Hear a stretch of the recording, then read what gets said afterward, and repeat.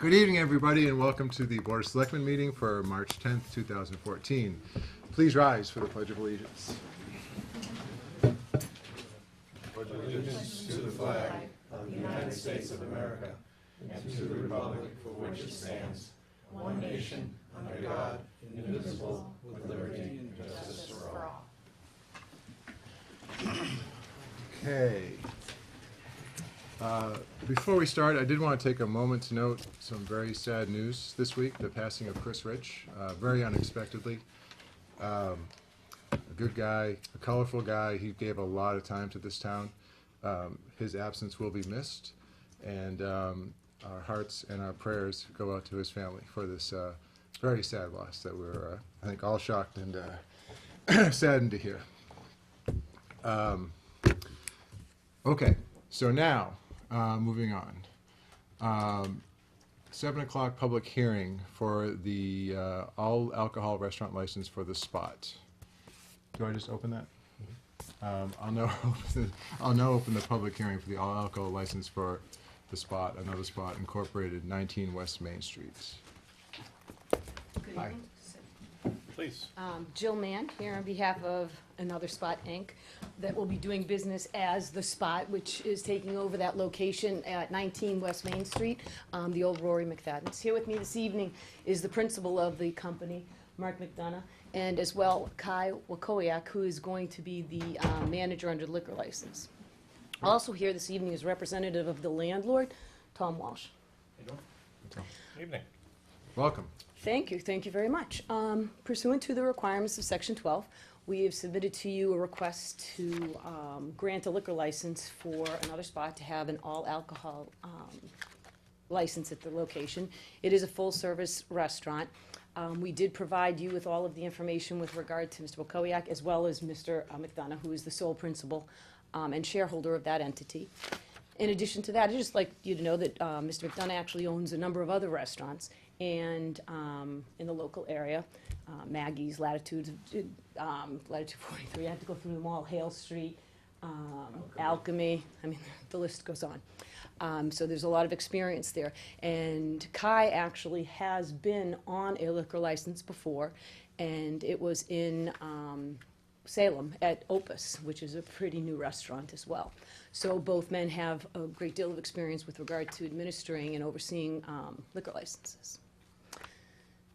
We did provide for you, as I said, was the quarterly reports as well as personal information statement for both individuals, and we did provide you with a floor plan. We also provide you with the exterior, which we're really not changing other than kind of updating and making a little more welcoming. And I did submit a rendering for that as well. We do provide floor plans as is required by the ABCC so that there's an identification of the areas in which liquor will be served, and that is included. And then I did provide to Ms. Patano the abutters certification because there were no churches or schools located within 500 feet, and then we did notify the abutters and did deliver that to this board. Excellent.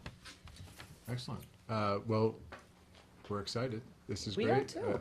A new restaurant opportunity. All our stuff in line and good to go. Everything looks in order. Excellent. Paperwork. Oh, and then we did request also, I just want to point out the common victualler, as well as entertainment. We're not having bands, and nobody's going to be, bouncing at the door taking admission tickets. However, what we do sometimes do is have like an acoustical band, or maybe a piano and a guitar player and somebody singing. If you've been to Maggie's, you've seen what that's like. It's just music on the side. Plus, we do have TVs, and some towns consider TVs to be entertainment. So we did submit a request and paid the filing fee for that entertainment license as well. Okay, great. And the public hearing is only relevant to the alcohol license, correct? The other licenses will be no matter of course. Right. I guess I'll open up to the board first for questions. Mr. Chairman, if I might, quick question. All servers will be tip certified? Oh, absolutely, yes. Oh, glad to have you. Great job on the package, by the way. Thank you very much. Real professionally done. So, yeah, it was the tip certification was, I always ask that same question That's your to standard everybody. question. That's We my- wait for you to ask yeah, it. We actually even have we've been training a woman in-house so that we can have frequent certifications and recertifications. So we actually have a qualified instructor even on staff at one of Mark's managing companies. Okay, good. Thank you. You're very welcome. Great. Joe, I just have a quick question just on the application. Who's Michael Smith? Michael Smith is actually a manager, the office manager for Mr., Just want to make sure that it was, oh, sure, what, not a typo. yeah, Yeah. I don't want to be forcing you guys back here for some crazy, stupid, No, that's, simple Aye. mistake. But we can- yeah, he's the office supervisor. Gotcha. Yeah. All right. When do you plan to open? Couple of months, right? Yeah, we're good, we're right now in the process, as you can see, there was a little bit of a water issue during one of the snowstorms, so we had to do some cleanup, that's why you saw a dumpster outside. But what we plan on doing as soon as if this board grants us the liquor license, then we will immediately begin the work, subject to the ABCC granting us the approval. And that usually takes about 60 days. You know, it's also dependent upon the building inspector and the Board of Health, and we do have all of those applications and pull them online. So we're anticipating, 60 days. Great. Just an opportunity for the millions of our viewers at home. You want to just talk about type of food you want to serve, environment, and just this is a chance for you to tell the community a little bit about. Yeah, would that be all right if Yeah, Guy or absolutely, Mark please. actually- In terms of do you wanna- what your establishment's going to be like.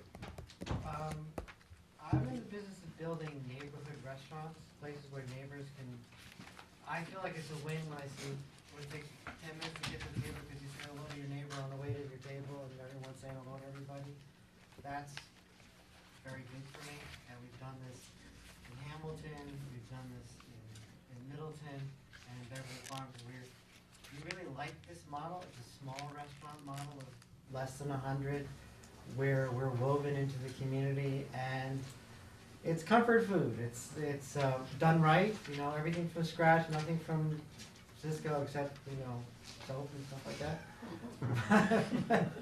But it's not outrageous. It's a comfy place that you can, and we try to price it so that it's not an occasion place. It's a place you can go to multiple nights a week. Excellent, thanks, great. You want anything? No, I think that you hit it right on the head, because quite honestly, all of our restaurants feature scratch kitchen cooking where they're baking all the sauces, all the stocks in-house, so Great. just really having food that's going to be high quality. No high fructose corn syrup, so you won't get fat. I eat at all the restaurants. I don't. I may have to rethink going there then. I like an owner that says, Your "Come to my french restaurant, you won't fries." get fat." I like that one. That's a Excellent. new line. I heard that. We also have to go to Haven't heard that. CrossFit. Haven't heard that one yet. Excellent, that's great. I'll just open up for if there's any, oh, Gary, go ahead, sorry. As to Michael Smith, he's down here also on the lease agreement as the business manager. Now, I question, should we have a query and background on him? I know he's not named on the license, so. He's more of I hate to say it like this, his position could change, so we would give notice that it wasn't Michael Smith anymore, it was someone else. He's not an owner, he's not a director. I mean, if you wanted one, we could, but he's not really associated other than for notice, because Mark is the owner. We prefer to have some, if you will, a gateway, so it goes into that email, if you will, if you send something to him, or that's the person to whom things get funneled through. He does not make decisions at all. It's all Mark and Kai, that's it. Any other questions, Gary? Just on the background, where you're working, Kai, and it says, it's got two places, and you're working 2000 to present at 2014, but on your, you've got listed that you're planning on spending 50+ hours at the place, so you planning to continue the other jobs, or how does this work out? So, which place in particular are you asking about, which is? A set installation truck driver, 2000 to present at So that- VDA Productions. That might be slightly out of date. That was probably pulled from a previous, Okay. previous resume. I apologize for that, but I'm no longer employed by VDA. Okay, and then there was one up at the top, Certainty Management Corp.? Serenity. Oh, the Serenity Management Corporation, which is a company that owns all of the restaurants. Okay, So okay, so that's basically who you're working for? it's the management company, exactly, yes. That's who we currently work for. That's who I work for. So, but, okay, so that's your company name? Yes. Thank you. Okay. There's an overarching Okay. management Yep. company. Each individual restaurant is a company. Yes, This acts as a consulting company to make sure that everything's up to standard for all Okay. restaurants.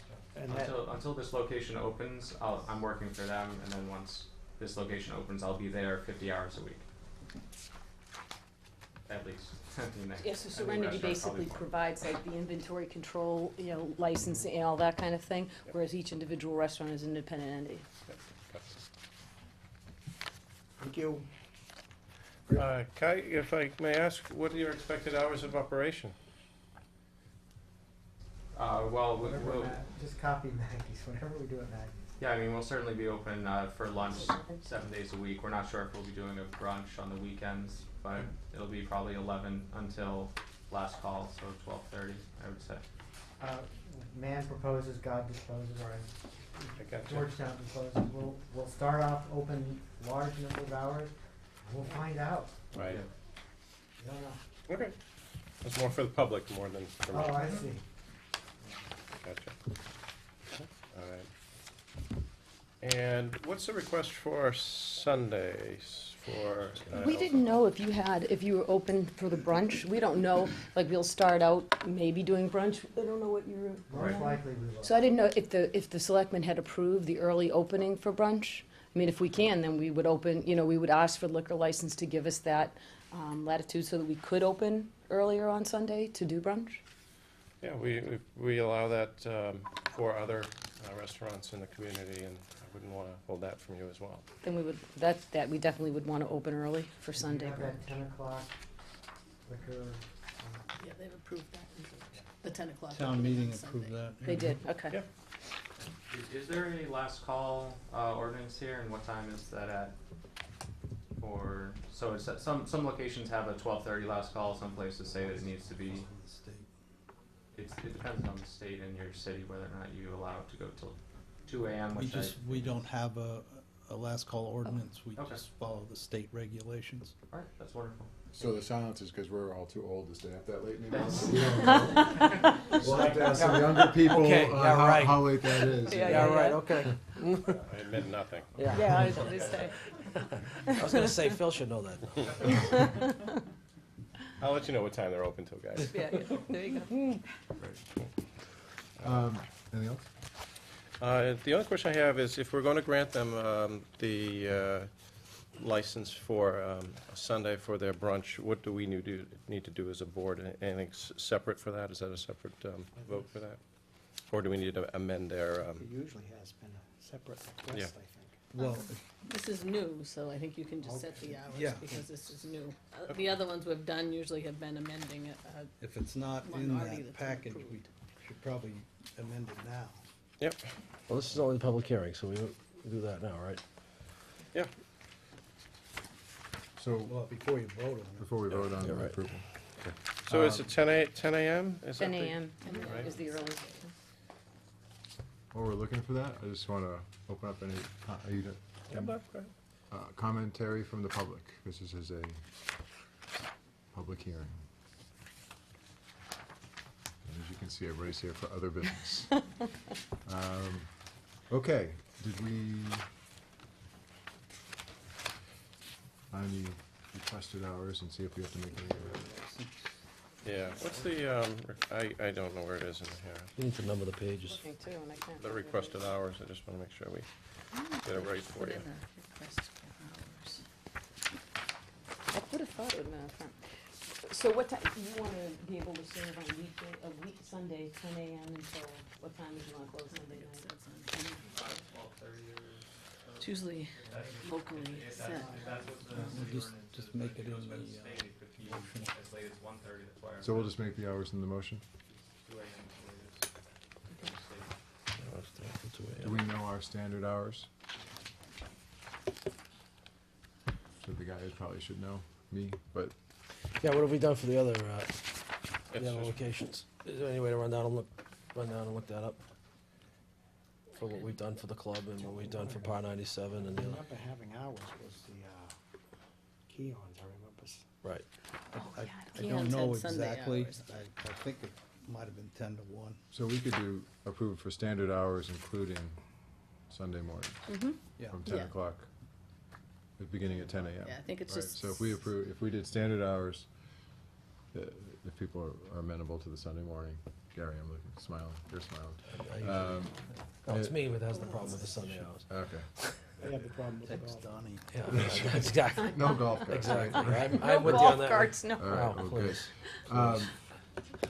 So we can propose it as, standard hours, including, beginning at 10 a.m. on Sunday, right? Is that cover us? All right, I assume if no more commentary or questions, I can close the public meeting?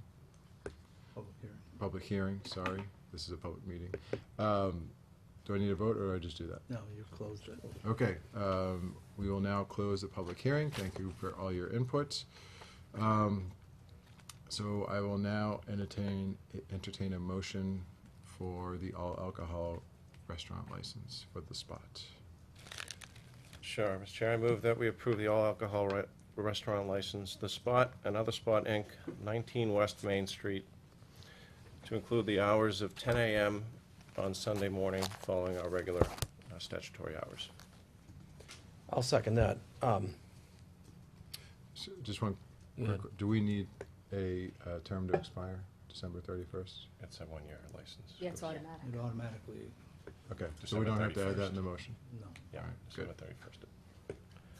So, Mr. Chairman, under discussion, I'd like to know what the closing hours are, because I think, I'm hearing 2 a.m. and, in the background here, I want to know what those hours are. What time, what is our normal course of action? Well, if Chief Cudmore is listening, he could text one of you right now. Yeah, because I don't want any confusion, we need to get it right from the beginning, so that everybody's on the same page. 12:30? We like to, most of our restaurants do a 1 o'clock close with 12:30, last call. 12:30? And that would be Okay. consistent with our other restaurants, and we'd be, you always go for the max you can get, but we really know this is really. If we'd like to extend, then we can come back. Right. Well, then we should specify that in the motion, make an amendment and add those hours, Thank you. so that there's no confusion That's fine with between us. us and the restaurant owner. If I may, Mr. Chair, is Sunday typically that late also, or was Sunday typically a little earlier? At the other locations, 12:30 is the typical closing time at the other locations, whether they actually stay open that late. Yeah, typically we end depending up. on it. It's easier to just say the same thing every day. Well, I can't amend if I don't know what the time, to 12:30. All right, so, Mr. 1 Chairman, PM. 1 p.m. maybe. Yeah, 12:30. 12:30 was last call. 12:30 last call, 1 Okay. o'clock, everybody out. so, Mr. Chairman, I make a motion to amend the original motion to include the hours that the liquor license is available to the restaurant. So that would be beginning all weekdays and Saturday at what time? 10 a.m.? No, not 10 a.m., no. No, we don't. I think weekdays at 8. It is 10 a.m.? Okay, we do have 10 10 a.m.? a.m. during the week. During the week? Okay, 10 a.m. till 12:30 p.m. Till Right. 1 a.m. 1 a.m.? Okay, all With- right, till 1 a.m. Monday through Sunday, right? Okay, amendment on the, motion to amend on the table. All those, can I get a second? Second that amendment. All right, just for the amendment, all those in favor of approving the amendment? Aye. Aye. Aye. Aye. Okay, so now, any other discussion on the original motion, which is the approval of the all-alcohol restaurant license? Okay, all those in favor? Aye. Aye, Aye. Aye. great, unanimous. While we're here, why don't we, could I get a motion for the common victular license and the weekly and Sunday entertainment license? To expire 12/31/13, 14, excuse me. Yeah. I'll make that motion. So moved. Second. Okay, I didn't actually say the name of the place, so you might have to actually say it. The Spot. Let's add that in there. All right, let's see, I'll fix this for us. I already moved it, I already seconded, so we're good. let's go. All right, so this is for the, did you do both licenses? Yes, we did. Thank you. Any discussion? I would, Mr. Chair. They are showing at one location a 3-day suspension. And the floor plan doesn't really show anywhere for entertainment. I know they're saying, you know, they don't want to have anything large, but I'd sort of like to see a track record, personally. Hey, what? I'd like to see him in town doing business and perhaps come back and then say, this is what we'd like, rather than do that now. You know, the license we gave him is to open up as a restaurant. That's just my feelings. And if the Okay. board doesn't feel, I'd at least hope that the board might feel that way about Sundays anyways, until there is a track record, if, you know, the board feels differently.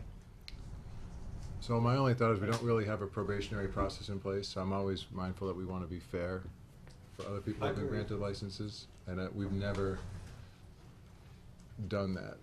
So I guess if we wanted to make a policy about that, my preferences would not be to do it during a live approval process, and that we create a procedure and a policy for that going forward if that's what the board wanted to do. So, I'm not saying it's necessarily a bad idea, but I just think it's, I think it could be unfair to this applicant, because we haven't done that with other applicants, and, you know, I'm open to changing in the future, but wouldn't want to penalize them where others haven't. Well, if I may ask a question, then, looking at the floor plan, where do you intend to do any entertainment, I guess would be. And I will address what that suspension was for, because it was for the nightclub that's operating in, at Latitude. It was not for the restaurant, it was for the nightclub, where there's, you know, it's, I mean, big entertainment. It's not, you know, TVs and people playing guitars. So I just wanted everybody to know that it was really a crowd control issue more than it was not a violation of liquor license, crowd control. But where would you potentially have, based on the site plan? And based on the Because site they plan, have- in the central area of the restaurant in the back, as you walk in the building, the back, I can't really specify just.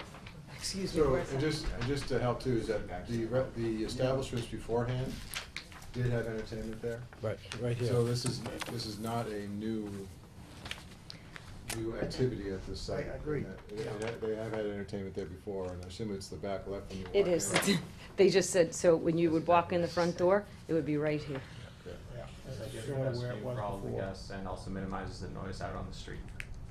We normally have all the departments sign off on the location before we issue the common vic license, and no one has done that yet. I think this is premature. Okay. Okay, so, We can make it conditional, we can make it instead of, additional. so they don't have to come back. That'd be great. Yeah, 'cause it does require the fire department and the board of health and. Yeah, right, they Yeah, can't even not to sign that off until, blanket, yes. So, Mr. Chairman, I make an amendment, I would make a motion to amend the original motion to have a contingency on approval, and the contingency being the proper departments have to sign off on the license. Is there a second? I'll second that. Okay, motion and second, any discussion on the amendment? All those in favor? Aye. Aye. Aye. Yeah. Okay, back to our original motion, which is the all alcohol liquor license. Sarah, I just say, so you have 6 or so restaurants, and you've had one disciplinary action out of all those 6 restaurants. So I don't, first of all, I commend you on that, because that's quite an achievement, I know. So believe me, that was the Wild West. Listen, and we, you know, we don't want to presume guilty until charged and proven. So I think that you need all the tools in your bag to be a successful operation here, and you'll find out what works best for you. I don't want to limit anything to get this as a going concern, so I'm comfortable with it. Okay, other discussion, Gary raised a concern, other comments, any other discussion? All those in favor? Aye. Aye. Aye. Yeah, 'cause I Opposed? just wanna make Abstain. Aye. Which one? Oh, aye, yes?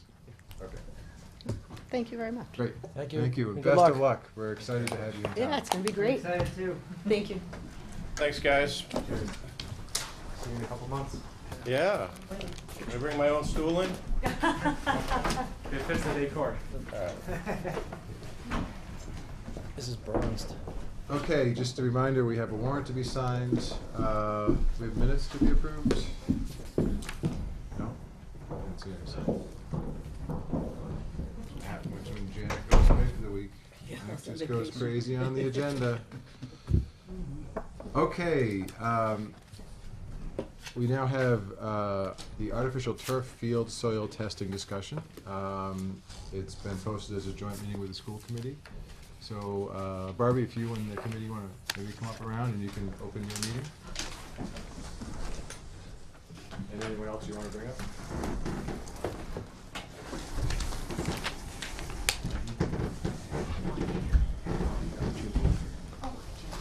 So do you want me to move here? I could be.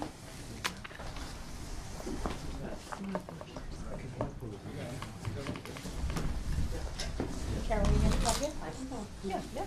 I'll just pull over this chair. Yeah. No, I'll stay here, but you go down. Okay. How are you? There you go, Bill. Excited too. Good evening. Good evening. Thanks for having us tonight. The chair will entertain a motion to open up the school committee meeting. So moved. Second? Great. Fantastic. So, more school construction fun, which is all right. We'll work with it. So can Barbie or whoever you'd like talk about what we're here for discuss? Well, why we're here this evening is the staff committee has been meeting regularly. And at this point, the question has been raised as to what we should do with the soil where the turf field will be installed. And we would like Board of Selectmen's take on how you feel about the project, and hopefully we can all, have our questions answered. Mr. Luker is here this evening, and we appreciate him coming out. And hopefully he can answer the questions that we have. Can we just get your background or? Yeah, I'm Jim Luker. I'm licensed site professional with Green Seal Environmental. I'm currently working with the town manager, Mike, over at the Penn School, doing the dust monitoring for that site. So I was going to just give you just a quick explanation on what the regulations require so that you could understand that, and then talk about the naturally occurring arsenic that's in Georgetown and the likelihood that it might be somewhere else. And that'll just take me a couple minutes if that seems appropriate. That would be great. And I guess just to frame it though, so to explain, this is for the artificial turf project, and you don't just lay the turf straight on, right? There's some form of excavation that has to occur to create drainage and proper grades and all that good stuff, right? So that's the nature of our discussion, is that there is some movement of our earth involved with this, and so understanding and making sure we're following the right process. Did I say that right? Yeah, there's also a Yes. disposal question, because once you dig the dirt up, you have to take it off-site. So the regulations that I work with, it's the Massachusetts Contingency Plan. They have set up standards for different compounds. And arsenic is a compound that they set up a standard not based on risk, but based on background. Because arsenic is a common mineral in bedrock and in soils everywhere, but so you find it everywhere. But what they did was they went statewide, figured out what the average concentration was in the state, and came up with a standard of 20 parts per million. So that's the most stringent standard for arsenic. Now, what happened at the Penn School when they started doing their investigation, they started finding very high levels of arsenic, and ended up notifying DEP, and subsequently did additional investigation, were able to document that It appears that that arsenic is naturally occurring from something similar to an iron bog. And there were iron bogs in Georgetown, and it's a condition where the bedrock in Georgetown, it's a granitic formation or a gneiss. It has the minerals hornblende and biotite, all which contain iron, but associated with those rocks are sulfide deposits, which form in the fissures and cracks of the rocks. That comes up, and those sulfide minerals have the arsenic in it. So they give off the arsenic, so you get this arsenic-laden water with the iron-rich water, and under certain conditions, when it forms in low, shallow areas with organics, you get these reducing conditions, and the iron absorbs to the soil as well as the arsenic. That appears what has happened at Penn School. And they had multiple lines of evidence to support that. So what they did, once they found that out, they took, what's in the regulation is an exemption from notification. And that's in the regulations, that if you can show that the conditions are consistent with a naturally occurring substance, and it hasn't been enhanced by any activities on site, you can take an exemption. And as long as you do that 60 days after notification, you can withdraw that notification. Now, they communicated this back and forth with DEP, and DEP was in agreement with it, and DEP doesn't want sites that are not covered under their regulations in their system. Had they waited over the 60 days, they wouldn't have been able to retract it, then they would have been in the system. So the solution for out there is they're going to cap the whole area with clean material so that all the arsenic-laden soil will be buried. The likelihood of there being other sites in Georgetown, it is probable. I took a look just briefly at the school. The high school is pretty close to the Penn School. It's sort of in this north-south, appears to be some kind of ancient drainage or something that might have been in that area that goes all the way up to Thurlow Street, which was also a site where they found high arsenic. And there was also a mine up in that area at Pentucket Lake, next to Pentucket Lake. Yeah, there was a mine up there that they got this iron ore out of the bog deposits. So it's possible that the Pembroke or the high school could have the same situation. It's difficult to know.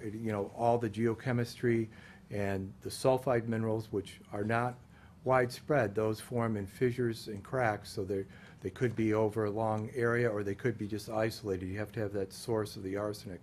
The iron could be there, but the arsenic might not be. So it's possible that that there could be a similar condition at the high school. So, if I think one of the questions was, were you obligated to test under the DEP regulations? And the answer to that is no. You're not obligated to test. So you wouldn't have to do the test if you didn't want to. I've been involved with a number of municipalities and schools, and the Penn School is, Mike will probably agree, that's finding after the fact is not always that good, because then you have to negotiate those extra costs and so forth in to manage it. It's possible if you went out there and did the testing that you might not have to notify at all. I would recommend going back and telling the DEP what you're doing. If you had enough background information to show that there's no other source and the arsenic fits the same kind of model as we see at the Penn School, some of those other things are in place, you could manage it outside the MCP and possibly skip the notification process. Because right now the Penn School is being remediated outside the MCP because it's not under the DEP regulations. So that's kind of a background, and I know that it's a difficult decision to make because it's additional costs, it's risk to students and all that sort of thing. So I'd be glad to answer any questions about that. Okay, so how far are we digging down for the turf field? Do we know? I don't know if we know. I, I mean, we've seen the geotechnical drawings, but I I don't know mean, that. is it the 12 to 24 inch range versus 3 to 5 feet, or was it? they've got different amounts in different places. I think, don't quote me on this, I think the average is 18 inches. Okay, so kind of normal drainage depth type of. And what's the, so I'll ask more trivia questions. What's the square footage or yardage of the area that's affected? Football field That's is the 360 entire by football field. 360 by 180. So it's- 180. Yeah. And the And baseball then add a field. little. And then there's there's the- the- For the baseball diamond. Okay. Are they doing the upper fields too, or just the No, lower no, ones? Just the lower one. Okay. One problem at a time. I think the upper ones might have a better chance of not having the stuff, but I'm not sure. Questions? Yeah, Mr. Chairman, if I might, oh, Gary, go ahead. That's okay. Um, Probably So, ask the same question. yeah, under normal best practices, and maybe this is a Rob question, would we normally test for, environmental issues before we put a shovel in the ground for this type of project? Any other municipalities or best practices? Shouldn't you do that? I mean, I know that in my business, we do environmental on everything, especially when it's commercial or, in our case being municipal. So there's no real requirement for us to do any type of soil testing before we put a shovel in the ground? And Gale No. Associates said I the mean, same thing. Yeah. You remember the only reason we did that was because we wanted to LEED certify the schools, the new school. Understandably, but, I think it's a totally different project. That's a Right. $43 million project. Right, but With a lot more that's digging what than occasioned than the this. But, testing. so there's no real requirement. There isn't, like, some of my experience, like I did a lot of work for Weston, and they had an arsenic problem, but was related to pesticide use. And all their construction projects that involved land that could have been subject to that, they did test beforehand, just because they didn't want to have to deal with the risk of the dust and stuff going off, or having to manage the soil after the fact, after the bids went out. Right. So there's nothing to prevent a contractor can run his own test. A contractor might have problems just having the soil, getting rid of it, just because there's no secret about the Penn School. So if he goes and he says, I have 1,000 yards of material from a school in Georgetown, he may have a hard time getting rid of that soil without the testing.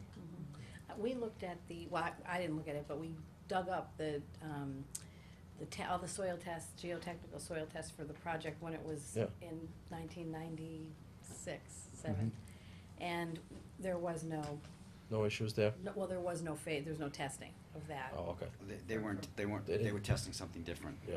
Yeah, they were testing the They were checking out checking geotechnical. geotechnical. whether it's Right, not- right, to see if the particular soil that was there could handle the construction piece rather than if it was contaminated. Hmm.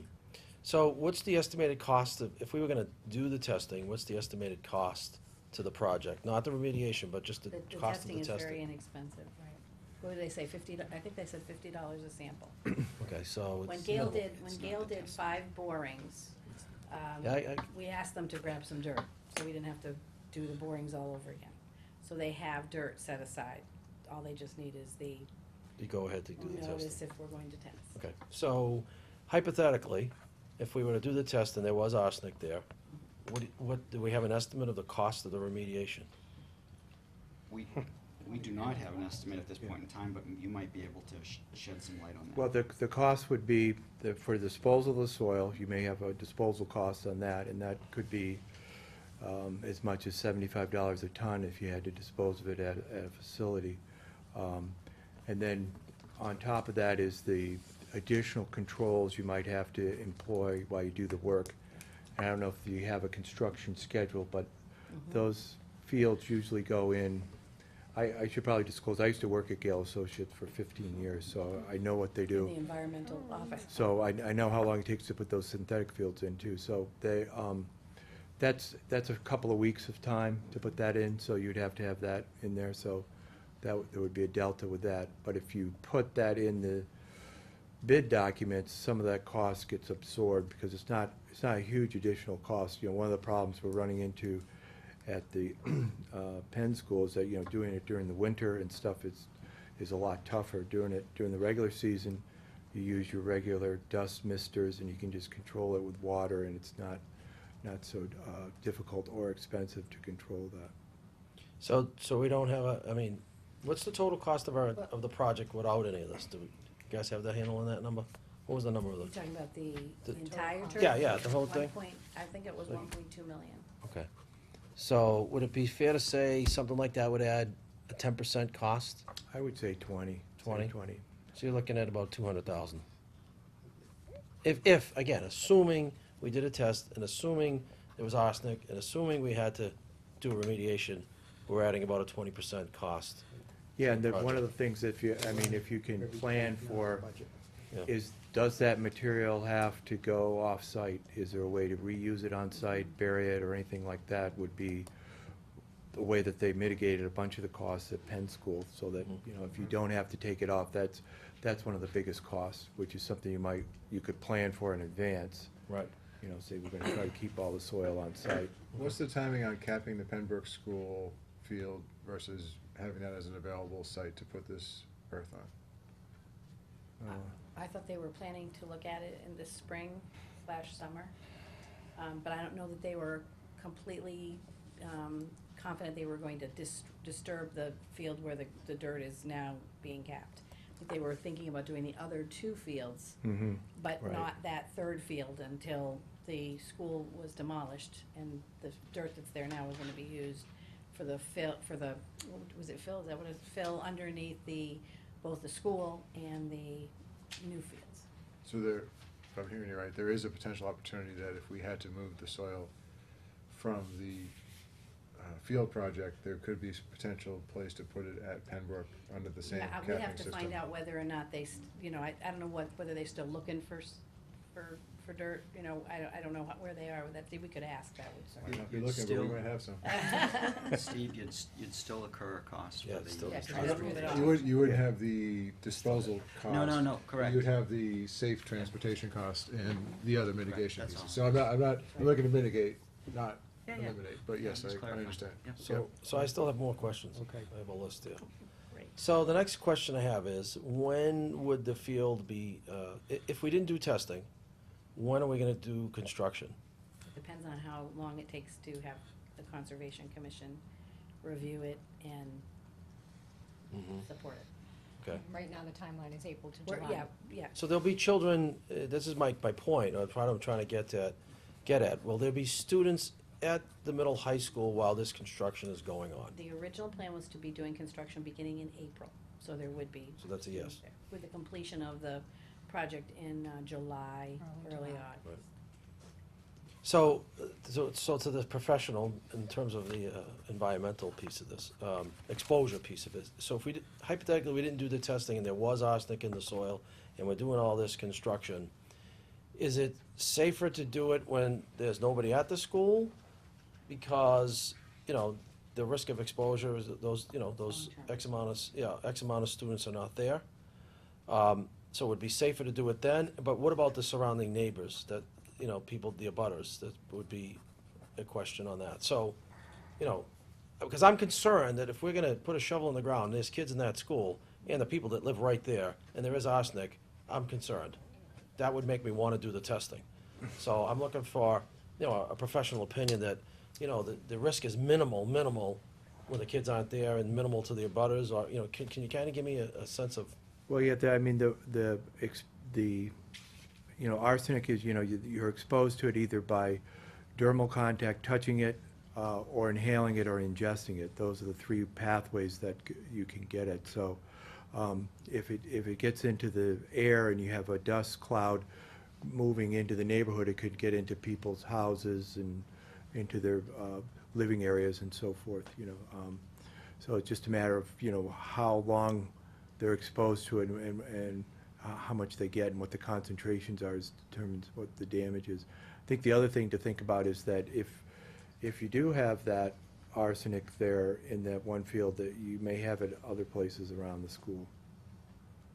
However, we're not doing digging and we're not doing construction and, you know, so in that case, I mean, we could go crazy, we could be testing every, you know, square inch of the town at one point. Yeah. But you're obligated as an LSP, right? If we find contaminants on one part of the soil, that you have got to test the surrounding soils. Well, if we're taking the exemption, no. No. Because if I take the exemption, I didn't talk about, there's different levels of concentrations that trigger notification.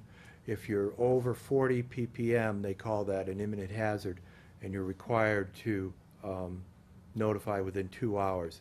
And that happened at the Penn School, and they put up some snow fence and kept the kids and stuff off the field. But then when they did all the rest of the risk assessment and stuff, they found there wasn't an imminent hazard there based on those concentrations. So, but if you were taking the exemption, you know, those things don't apply, but you may still want to implement those precautions as a safe practice. You know, so that's why I was saying if you're going to do the testing, you kind of want to have all that background information all ready to go and DEP on board, so you don't get into a notification requirement. If you already know that there's no other sources of the arsenic out there, it can't be from anything else, and you put together the other pieces of the puzzle to support that contention, then you can just move that way. But I would bring DEP on board and ask them that question. And like I said earlier, they're amenable to that because they don't want sites that are not under the regulations to come into the system. You know, but they also don't want people exposing people to hazardous chemicals. And the arsenic concentrations at Penn School were pretty high. You know, but you know, if you cover it and you eliminate that pathway, it goes away. Guys, correlated to that, and I know Gary, you have questions, is the resulting turf project considered a cap?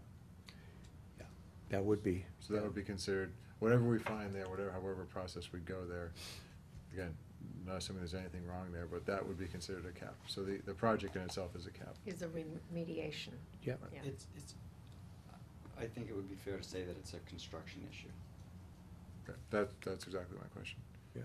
Are you done your list? Yeah, I think, you know, I'm really concerned, and then thinking about, well, the children aren't there, so that's the summertime, and the neighbors are gonna all have their doors and windows open, and the air conditioning's sucking in the air, and there's gonna be dust, and so, you know, how can you be, in all conscious, you know, I don't wanna add more money to the project, but knowing what we know about Pembroke, you know, I think we have an obligation to, not only the children, but the abutters, to make sure that there is no arsenic there and the dust isn't flying and getting into people's homes.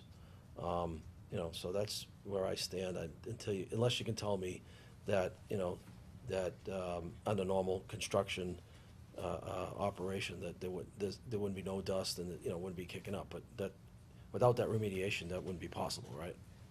Well, no, I mean, normally a construction project does create A lot of quite a dust. bit of dust, and the requirements for when you have the arsenic impacted soil is basically you try to work in no dust conditions as much as physically possible. Gary, questions? My question was to the work we're expecting to do at the high school. But I guess since we're not getting what I heard earlier, the LED certified, we don't have to do the testing for the high school project when that goes forward? The lead certification? Yeah. That's not something I've heard discussed at any building committee, meetings I or mean, any meetings if- that I've sat at the MSBA. I mean, I know we're talking about the turf field, but if it looks like we're gonna have to do it later for the high school project, Yeah. I would say do it and get it over with, I guess. But to that, I could just say that, you know, if I may make a comment, I think you're here looking for some advice and help, and talking gets to that, but if we're not required to do it, I will sleep very well at night not doing it. I've grown up in town, I spent many years at those fields. My grandfather grew up in town, lived to a healthy age of 90, as did my grandmother, and my mother went to school there, and my uncle, and we're all fairly healthy. And I could say, if we're not required to do the testing, don't go looking for trouble. I don't think there's a history in Georgetown of trouble that warrants it. I think they keep these levels so low so that we all are safe. And I could, if it's not required, I could easily say no and sleep well at night. So, just to let you know, that's my feeling. Okay. You got comments, questions? This is, I mean, this is tough. This is like opening up Pandora's box, right? So, play devil's advocate here for a second. This is not based on risk, you said. This is based on background, right? So, the way that you're looking at it is we found somewhere in the near proximity on another field, and we found on Thurlow, and if you do the connection between the 2 points, this falls somewhere in between. Yeah, and there's other things. It's got, you know, it's right next, it's next to a wetlands, it's next to the stream. It's got the potential, it's got a lot of things that, you know, say that it could be, you know. I don't know if the soils out there have the red color that they have at the Penn School or not, but that's one of the other diagnostic things, is that the iron oxide stains the soil in a certain way, very distinctive. You know, you see the red rocks in Arizona and stuff, that's all from iron oxide. And the soils up at Penn School are very distinctive, you know, that you could see that color is unusual, and that's the iron oxide. So I don't know if that went on at that school, but yeah, so it looks like there's nothing there that says it couldn't be there, but there's no positive proof it is. You know, you could run all the tests and you'd be fine. You know, it's hard to know. And I think it's, for the town, I think it's going to be helpful to just keep these sites as you go forward to figure out where your iron bog type materials are, and you know they're going to be close to the wetlands, so it's going to go through the Concom, and I know that Steve Perginski is aware of that, and he's looking at that. And what about the fields up top? So what's going to happen is if we do go forward with this testing and we find some results there that we're not happy with, then we have to do something there. There's going to be some, we're kind of damned if we do, damned if we don't. I understand the predicament and why you guys need some more horsepower to help you with this decision. You know, so we find something at the high school. Do we have to go up to the top fields now and consider testing up there? Do we have to go to American Legion? Do we have to go to West Street? So I worry that, I think that we are in a, you know, I'm not a geologist. I don't pretend to be, and I actually wanted to be one day, but I just feel that this is going to create just a slide that keeps kind of moving, and a goal that keeps on moving here if we do this. Yet at the same time, if we don't, are we being, you know, responsible governing boards here? So what happens if we, I mean, in your opinion, I gotta just, you know, if we do find something at higher than 40 or higher than the required minimum to report within the exemption, would you recommend that we then go up to the fields up top and go and look at other areas of the building? Well, I'd say look at the concentrations that you got, and you would have to, you know, figure out what the possible exposure is on the other fields. Is this, if the material is on those fields too, you may want to do something to prevent that. You know, you may want to put some more topsoil on top of those fields if it's in the near surface. Are you familiar with the fields up top? Yeah. Were those dug out or were they added? I can't tell whether it's kind of an unusual topography. It looks like they put fill in there. I think they have fill, but it's just worn away from overuse. You know, It's there's really quite pretty that. dirt. It's pretty much dirt up there now. There's not a lot of grass. And there's that embankment that goes between the two fields, you know, that's maybe something you want to put a fence there to keep the kids off of it. You know, there could be practical solutions to minimize exposure if they were there. You wouldn't have to go with, you know, 2 feet of cover everywhere. You could come up with that. So we do the testing, let's, worst case scenario here, we find something that we have to report to DEP. What's our expectation that something has to be remediated? I'm just trying to get a sense of, okay, from a budget standpoint, from a energy and effort and time, forget about the turf field for the moment, but just Well- what would have to be from a time stain, what would be Well, if we- compulsory for us? Once we get the results back, we would just have to be able to substantiate. If we're gonna take the exemption, we're gonna have to prove that the exemption applies. Yeah. So we're gonna have to show that if the only contaminant out there is arsenic, and there's no history, there's no apple orchard there, there's no other potential there, and it matches up, which I think we're already thinking that it may, I don't know the background of that school that well, but the exemption would apply then, and then you're not obligated, you don't have to do anything. Right. You don't have to, you can just stop right there. But then you might want to just say, well, we're gonna manage this, we're gonna reduce dust, we're gonna take these safety precautions as a way to just reduce any potential risk. And then you're just kind of going down the line. Okay, we did this, do we want to look elsewhere or not elsewhere? So, I gotta think this through for a sec. So let's, worst case scenario, we're looking at a 20% cost on top of the project of $1.2 million. So we're looking at about a $250,000 potential problem that we have there. And I don't see where we're gonna come up with $250,000 in the short term here. And we have a field that is contracted to be built. And I'm worrying about what critical path might look like here. Phil, just to correct, it hasn't been contracted to be built yet. Okay, It's to be designed. to be designed. Being Okay, designed. still in design. Yeah, and the 20%, it's, really, that's kind of a guesstimate that we could, you may want to just go back and try to figure out, if it's there, how you can try to mitigate those costs with reducing the amount of soil that comes off-site, reducing the amount of time you have to do the fields, all those things you can try to squeeze to make it Yeah, better. sure, I just like to think in round numbers for Yeah, $250,000. so I mean- Isn't it about $1,000 a day right now at Pembroke? Yep. That's what it costs. So just to keep things in perspective, it was a lot of digging at Pembroke. This project, how many days, weeks of digging?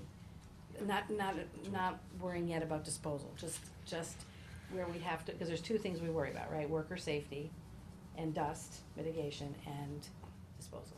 Mhm. So, in a project like this, and maybe you could help too with this, Jim, if you've had experience putting turf fields in, Yep. about how, I wish we had their schedule with us, because they have that Yeah. laid out pretty good. about how long, but are we talking weeks? Are we talking a month? Well, as soon as, I'm just thinking out loud, as soon as they go in for site prep and they go in and start taking out tree roots and things like that, that kicks everything into gear there. Right. So then there's the process of that work, and then there's the process of stripping the actual fields, stockpiling it, taking away, disposing whatever it is they need to, and then they start refilling. And the laying of the turf is actually a very short period of time. Yeah. Where you'd have to be, I'm trying to get a sense of Yeah, where the actual dust. I'm thinking it's a month. Yeah, that's a good, because I did the fields out at Yeah, Wellesley 30 School, and we $30,000. put those Not in counting the a month. disposal, which is a biggie.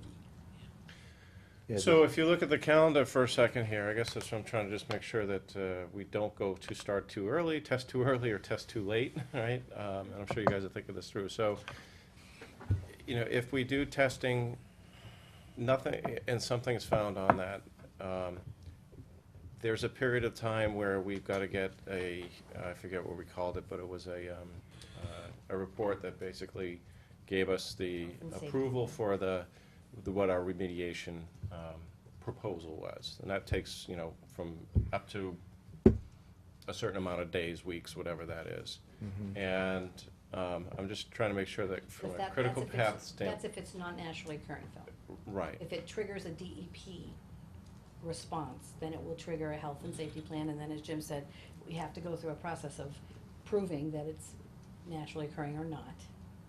So it's the DEP notification above 40 that really causes the the situation to escalate, right? Right, and that's why I said, well, you know, if, before we even got the test results, what I would say, would you want to be able to have everything in place that if it just comes back with the arsenic in it, that we already know that we're going to be able to take the exemption. We already have enough background on the site to say that that's what's going to happen. Then you can just do it as a construction project with the dust controls and the health and safety plan that still need to be adhered to. They can be part of the contract when it goes out to bid. Yeah, I guess what I'm trying to just make sure is we're reducing our risk and having to do something temporary if we're not prepared to put an artificial turf field down in the timeframes that we have to do. So, meaning that we may have to, if it comes back that it's higher than we expected, which it was high at Pembroke, again, I'm playing devil's advocate, I'm just thinking of a worst-case scenario that if we are not prepared to do the construction for the artificial turf and cap it that way in the time period that's required by the state, then we might have to put a temporary solution down to have it capped and then do the artificial. You see, follow me on that? Yeah, and you might lose use of the field. Yeah, if you got the test results and the test results came back saying that they were high, you wouldn't dig anything up until you knew that you had the money, that whole project, the timeline would be thrown out. be blown apart, basically. Yeah. Yeah. No, those Do- are good. do we- we- all bets are off at that Here's- point. So I had a chance to talk with Carol and Barbie about this. Here's my issue, and this is such a great project, I don't really want to mess it up, but, so, mom and dad are pushing their stroller with their kid down the street. They live near the high school. They have a 6th grader that goes to the high school. And they say to me, Steve, part of your role here is safety and doing the right thing for the town. Is that project safe? And I say, I don't know, because we didn't want to spend $100 because we thought if it gave us bad news, it'd be expensive.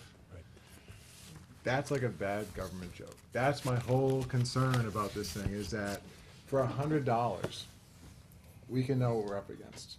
And I would hate this is such a great project to mess it up. But that's my concern. If our role is truly to do what's best for the people who live in town, and especially a high school filled with, how many people in that? How many kids? 800 kids. 800 kids, neighbors who are around that school. It's not like we're talking about a crazy expensive process or something that's unreasonable. So I just want to know, and Gary, I totally understand, you grew up here, and I totally understand your logic from that, but would we avoid the $100 test because we don't think it's needed? In which case, sure, that makes sense. Or are we just avoiding it because we don't want to pay the price if it's positive? So I think we're afraid of the result. Right, and if we're doing it for that reason, I'm concerned that, well, I'm saying, if we do it for that reason, I'm concerned that we as a board are not doing our job. When we can know if something's safe versus guess if something's safe. And so, if someone can help me answer that question, I'd love to know. I would like to sort of piggyback on what you're saying. Assume there is arsenic there, I think is a reasonable assumption. Well, I should just speak for myself. I assume there is arsenic there, and I assume it's probably similar to Pembroke for all the reasons that have been stated by the expert. If we test it, then, and we find out it's naturally occurring, we go through the exemption route. We've done our job, we've done our due diligence. If we don't do it, and I'm a general contractor applying for this job, and I know what happened at Pembroke, I can guarantee you my price is gonna come in higher, or I'm gonna have some sort of disclaimer on that. I think the cat is already out of the bag. And I feel reasonably confident that what we're gonna find is naturally occurring arsenic, and that we will be able to take the exemption, and everybody will be able to sleep well in doing the right thing for the town. The worst thing to have happen would be, once this gets underway, the cat's out of the bag, people know about the arsenic at Pembroke, and somebody comes back at the town. Whether it's a worker, whether it's a resident, whether it's anybody. And then at that point, it's a nightmare. And Phil, to your point, I think it's in my mind, it's very reasonable to focus on construction projects. So we can't test every square inch of the town. Right. So I do think it is reasonable to focus this on construction I don't think that's irresponsible. To me, that's very reasonable, because talking about projects where we're moving earth in a reasonable proximity to where we found an issue. So that's just an opinion on my part. Question to that? Then we've also, I don't think we're gonna discuss it here, but it's old business. We're gonna be tearing up the whole of Elm Street. We're gonna do the same thing? It's gonna be capped. That's gonna But be, it's gonna be dust, and it's gonna be torn up.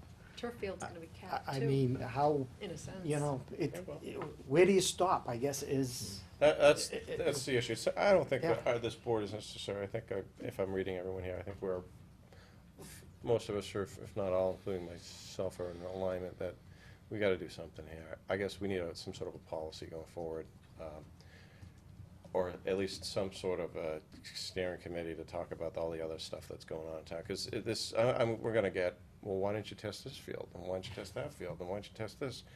So, but your point is right on, and it's spot on. Is if we're not disturbing the earth, Right, I agree with that. then we should probably not open up a potential problem unless we can afford to pay for the problem. I think, Gary, to your point, a lot of the roads, as I understand it, would have They're already already capped. materials on Right. top of it It's just before they're grinding in. paved. So, but I think it's a, but again, Elm Street, you know, whenever that went in. right, no, Rob made an excellent point, and I guess to that, I am, is this gentleman sort of saying that he feels that even if we find it there to the levels that are in Pembroke, that you're saying you feel that we'll get the exemption? I'll let him answer, but naturally occurring. If it's naturally occurring, you know, I mean, how else could the arsenic get there? There could have been some kind of manufacturing there, or some pesticide use or something like that, but if those things aren't there, I mean, there aren't a lot of other sources for the arsenic, you know, so I mean, if it's there, and naturally occurring, it's not regulated by the state. So, Why are we doing all what we're doing at Pembroke? Well, because After the fact. it's because it still doesn't mean that dust isn't, I mean, it's a carcinogen, and so there's risk to people being exposed to it when you do the construction, and the dust that's generated from it, and if it gets into the school and so forth, it creates potential hazard. You know, But we wouldn't have to use the same mitigation plan necessarily, right? So we are like on the A+ mitigation plan over there in terms of the steps we're taking. Yeah, and you gotta realize the size of that construction project was so huge that's, you know, that whole area is just all dug up and replaced, so they've got a big area to deal with, and, you know, the DP, has responded and said that they agree that it's naturally occurring, and agreed to the cap solution. So that's what happened there. So, Mr. Chairman, if I might, again, to really reiterate my position, you know, I'm not one that wants to run around and test every single square inch of the town. However, I feel like we already know that we have an illness, and the illness runs in the family. So when we put a shovel in the ground for any other project, where we're moving earth, you know, I think we have an obligation to the people of the town to make sure that it's safe. And if it's cost of doing business, it's the cost of doing business. That's what we're stuck with. Otherwise, we pick Georgetown up and move it somewhere else. You know, we're stuck with this. You know, the cat, like Rob said, the cat's already out of the bag. And don't think that they're gonna, if we don't test, don't think that the contractors aren't gonna inflate the prices. So we're gonna be, you know, so, you know, in terms of dollars, I cannot put public safety behind, you know, up on this, you know, analysis and say, well, you know, it's too expensive to worry about public safety. You know, for me, you know, because if it becomes, we're afraid to test because it may cost us more money, that's not why we're in leadership in this town, period. Yeah, but there's a risk aspect to that as well. Right. You know, I mean, we should be testing every square inch of the town if that's the case. And No, only when we put a shovel in it, is my opinion. So, Because there are other towns who have this challenge too, we're not alone. Yeah, yeah, Right. of course. And, Well, and can the I- It's not enough CDC earth rates to That's a even question cover I was everything. hoping to ask, Luke, if, Mr. Luker, if, you've been in this situation before with other towns, and Yeah. what have they done? Well, like I said, the town of Weston, they did test their properties, a good portion of them, and they did implement remediations on the school properties where they found it, and that's what they did. So they did test. They did. They took it on themselves once they found out, but it was a little bit different situation because what they're dealing with is the pesticide, the lead arsenic with the lead in it that was applied to apple orchards and different types of trees. And that adheres to the top 2 feet of the soil profile, doesn't leach down, so that solution's fairly easy. You can come in and just take out the top 2 feet and you're done. You know, with this, you know, like we saw at Pembroke School, that goes down all the way down to the top of bedrock, down almost 20 feet. So it's all the way through the soil profile. So solution's a little bit different, but they did want to test. They did want to know. Didn't test every property. The, Case-by-case basis. Case-by-case basis, mainly the schools, mainly where they knew they had some exposure and they're going to be doing construction. And I would think it might be possible to, after you test a couple of projects, I don't know at what point a pattern is clearly developed, but it's possible, 3 tests, 3 different sites naturally occurring, and now the town and its leaders start to feel pretty comfortable that this is what we've got. We've got a naturally occurring condition, and it may then change how you go about testing future projects. Or we make this our last construction project for like 10 years. And then Well, that goes without saying. someone else can deal with it. No, it's, we need to deal with it now. Joking. So I guess the other question too is, so playing out where you were going, worst case, and Mike, we talked about this a little bit, and maybe I didn't get the answer I wanted, so I'll ask it again. We have a warrant coming up. The warrant is closed now? It is. What's the latest we can open it? 2 weeks before town meeting. Okay. So the question is, let's just say it was $100,000 to remediate this. You know, I'd be okay bringing this back in front of the town and saying, look, trying to do the right thing here. Here are the repercussions of our decision, and let the town decide, would they want to fund this? And I don't know if that could come through the CPC, if there was time for them to consider it and process it, and it was appropriate for them to add that type of remediation to their fund, which is where the other half of this money's coming from right now, or whatever the percentage is. Or, you know, again, depending on the magnitude of it, free cash or something like that. So I would be up for, if there is an issue, bringing this back to the town, because this is a town project on school property, the town approved it, and giving them the option. And I'm not advocating yes or no here, I'm really advocating more for the process of giving them the option to say, logistically, technically, how far off am I to do something like that? And again, that obviously means the board opens it and votes it, so I mean, I'm not presuming. Can we have the results back in time? well, you could put a placeholder, and it could be dependent upon whether something's found or not. So there's a bunch of. Yeah, Phil's Yeah. right. And you would put it on the special town meeting warrant, not the annual town meeting warrant, because special town meeting would be effective this fiscal year. You'd Right. have to wait until July Right. for the annual town meeting money to be available. I knew you'd know the right way. I have a question after you're done, sorry. Okay, so again, I think this is a super exciting project for the families in Georgetown, and I'm willing to fight to preserve it, whatever we gotta do. You know, I was willing to fight for it before it was approved, it's approved, I'm willing to keep fighting for it. But I am not willing to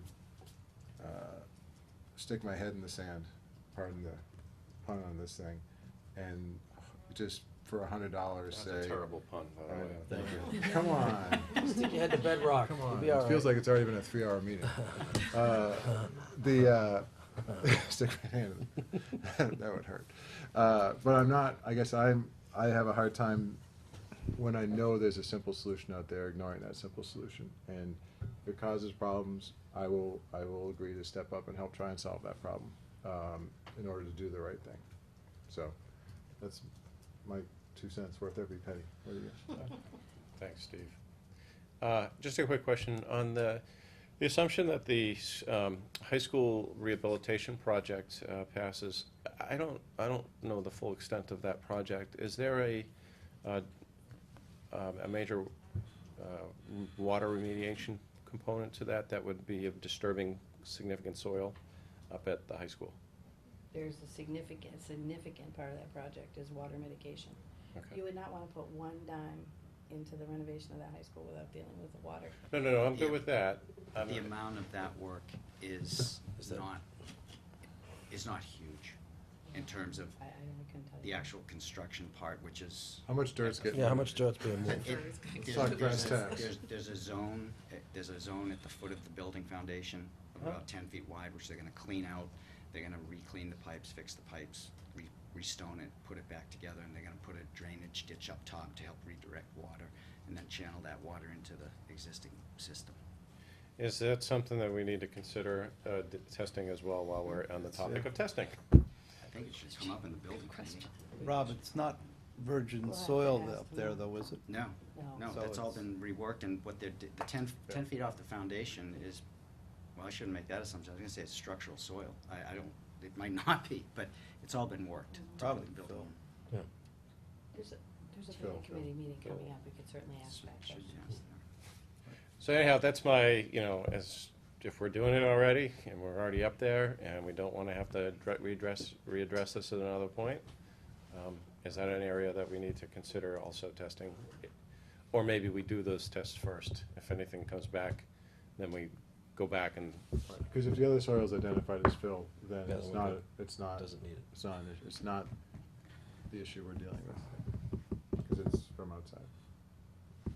Yeah, and it's timing, there's a timing factor here. Everything's gotta fall into line. I would like this. Go ahead, Pete. I just You have can- a question, because if we tested the soil and if we found arsenic, David, you asked about what would the worst-case scenario be, and it sounds like we're looking at about $250,000, $300,000. What would the best-case scenario look like? Nothing. Well, I mean, if the I tests mean, were What- negative, that would be the what- best. What would a minimal and yet responsible action be at that Positive point? test. Well, you're saying that you got a positive test for arsenic. Right. But you wanna know what the. Naturally occurring, assume. Naturally occurring, but then, Right. I think, I mean, you may be able to reduce the cost by coming up with a plan where you don't have to remove any soil that may bring your costs down significantly. I don't know what their soil budget is right now. If they're planning to strip out that 18 inches and take it off-site, is that what they're planning to do? That was what There they were is, saying. there is export, I don't know the yardage though. So that yardage amount is really what, that's, so that really is a big number. Then you're just looking at the dust controls and the soil management plan, to control the stuff. It's only 3 weeks' worth of work, that should be, that should be in the $30,000 to $50,000 range, something like that, Right, so we're guessing at the number. Guessing at the We number. went from 200, and Pam, you got it to 3. I don't know how we got there, but. Yeah. Well, you asked Yeah. worst-case scenario, So I we're asked around best case, 200, so, now you we're know, getting it could be. Now we're down to 30, so we're somewhere in Well, between. that's the best case scenario. It's Yeah. really the So- cost of testing. But those are good points, because Right. that happened at the Pembroke School. They had a much bigger number, and they found a way to fix that and reduce the soil going out. And I think if they cut it almost $1 million out of there. They did. Yeah. So, I guess question, if we could find out if there's somehow, if we needed to, the soil could go to Pembroke, right? I assume that's saving, Can you ask that question? cost saving for us. Does anybody live with a building committee member? School building? we're gonna have 10,000-foot fields soon. We can have, just to understand, even if they Ski slope. wait until the testing and we reserve a process, right? Because the disposal, I mean, that was like $1 million at Pembroke we saved or something, right?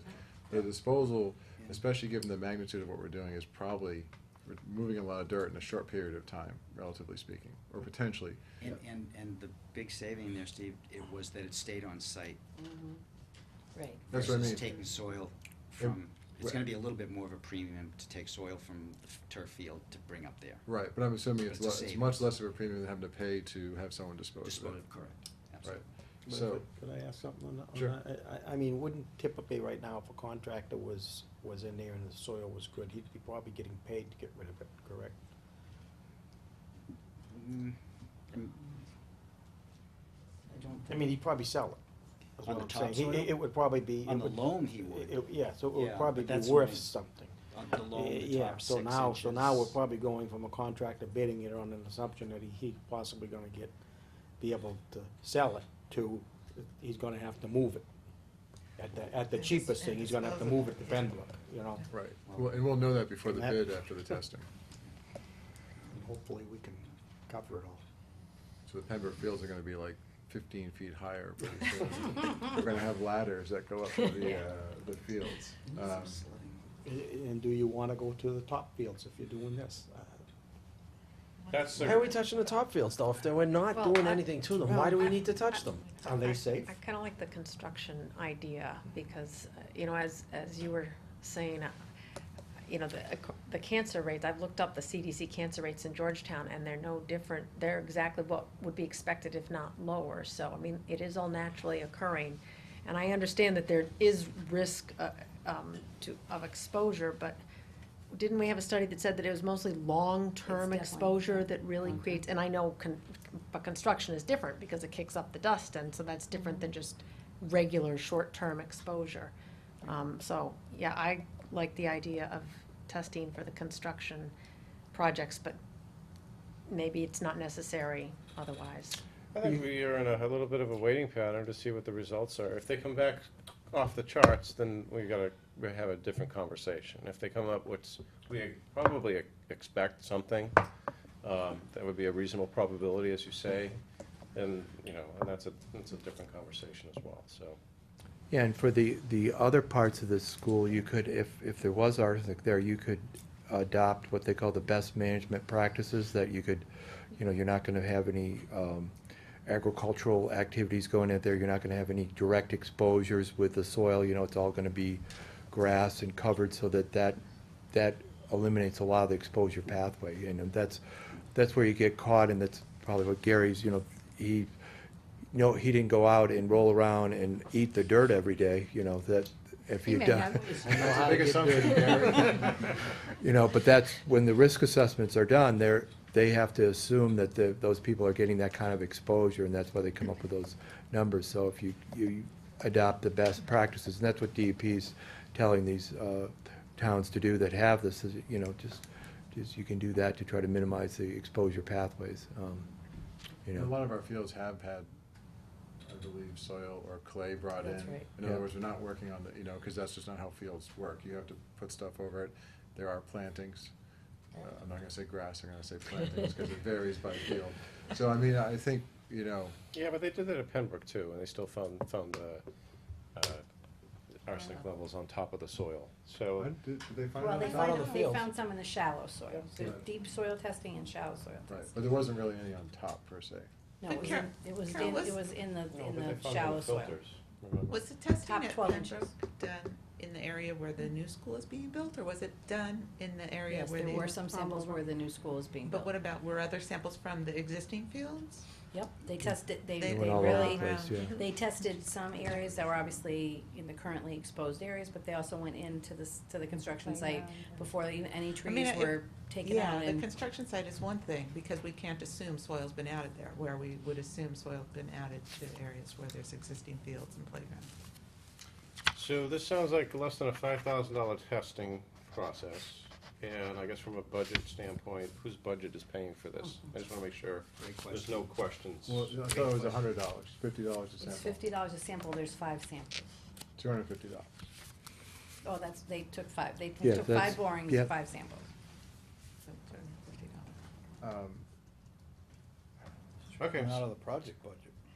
Yeah. Yeah, I think out of the project budget, because you're not even gonna, I mean, it shouldn't be a big deal for this. And then if there's remediation, That's a different story. then we gotta go to work, right? But I assume that no one's gonna really quibble over $250 to know that we're safe or we have a challenge.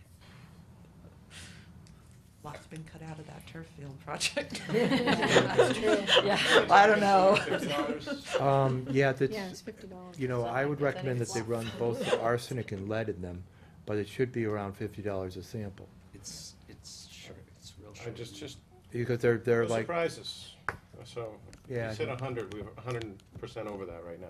yeah, that's about right. It may be 55 or That's fine. 60, Okay, but cool. it's. Less than $1,000 to test the soil, how's It's a that? $1.2 million It's project. real easy. 250 bucks Question, to I'm not test. sure, it might be a question for Mike.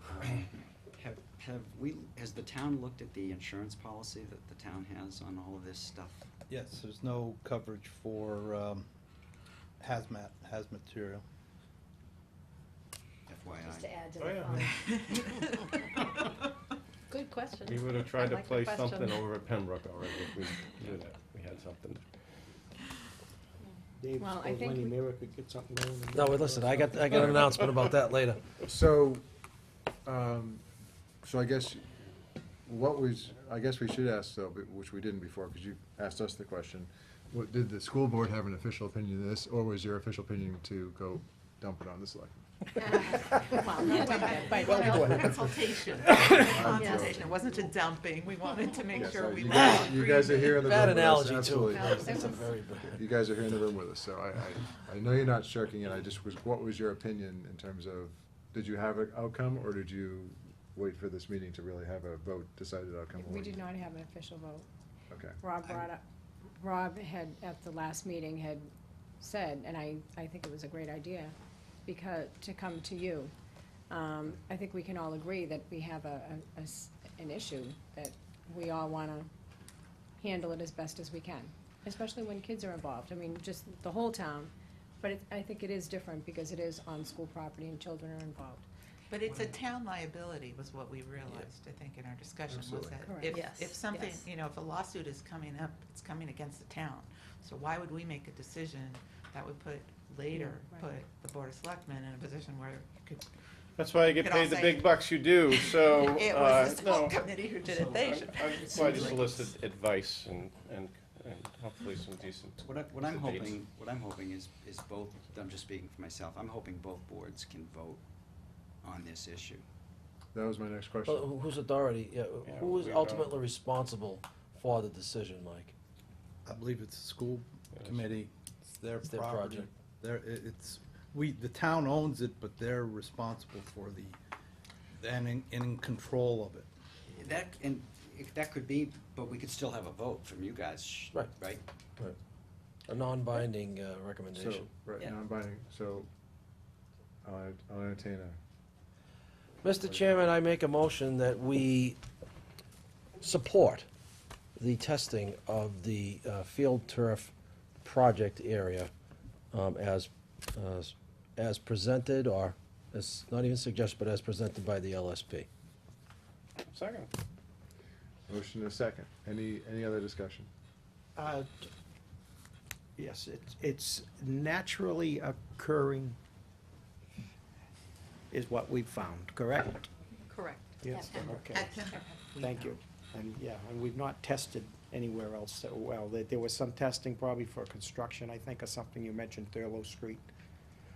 That was another site where they, there was I think there was a scrap yard up there. Possible scrap And they yard. had done some testing, and they found really high levels of arsenic, and they assumed that it was naturally occurring. Another area where I played when I was a child, I lived just around the corner. It's all making sense now, Gary. That sounded It's all making sense. That's great. Oh, boy. Okay, any other comments or questions? Yeah, one thing, if we do have arsenic there, hopefully it's below the acceptable, below the level, and it's naturally occurring, so we can just put a remediation plan together outside of the DEP. So that would be, that's the hope.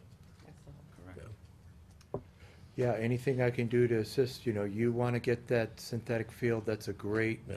benefit for your town. I can't tell you the towns I've seen those put in, get to use them all the time. The number of injuries you're going to prevent by having that field is going to be terrific, so you need that field. I'm 100% in support of the field. The one we have there now is kind of embarrassing, Barbara, to be honest with It's you. a good project, we just gotta do it the right way and Take a vote now. deal with the issues. Yeah. So we're gonna take a Okay, vote. all those in favor? Aye. Aye. Dig. Fair. Okay, So can I take a vote now?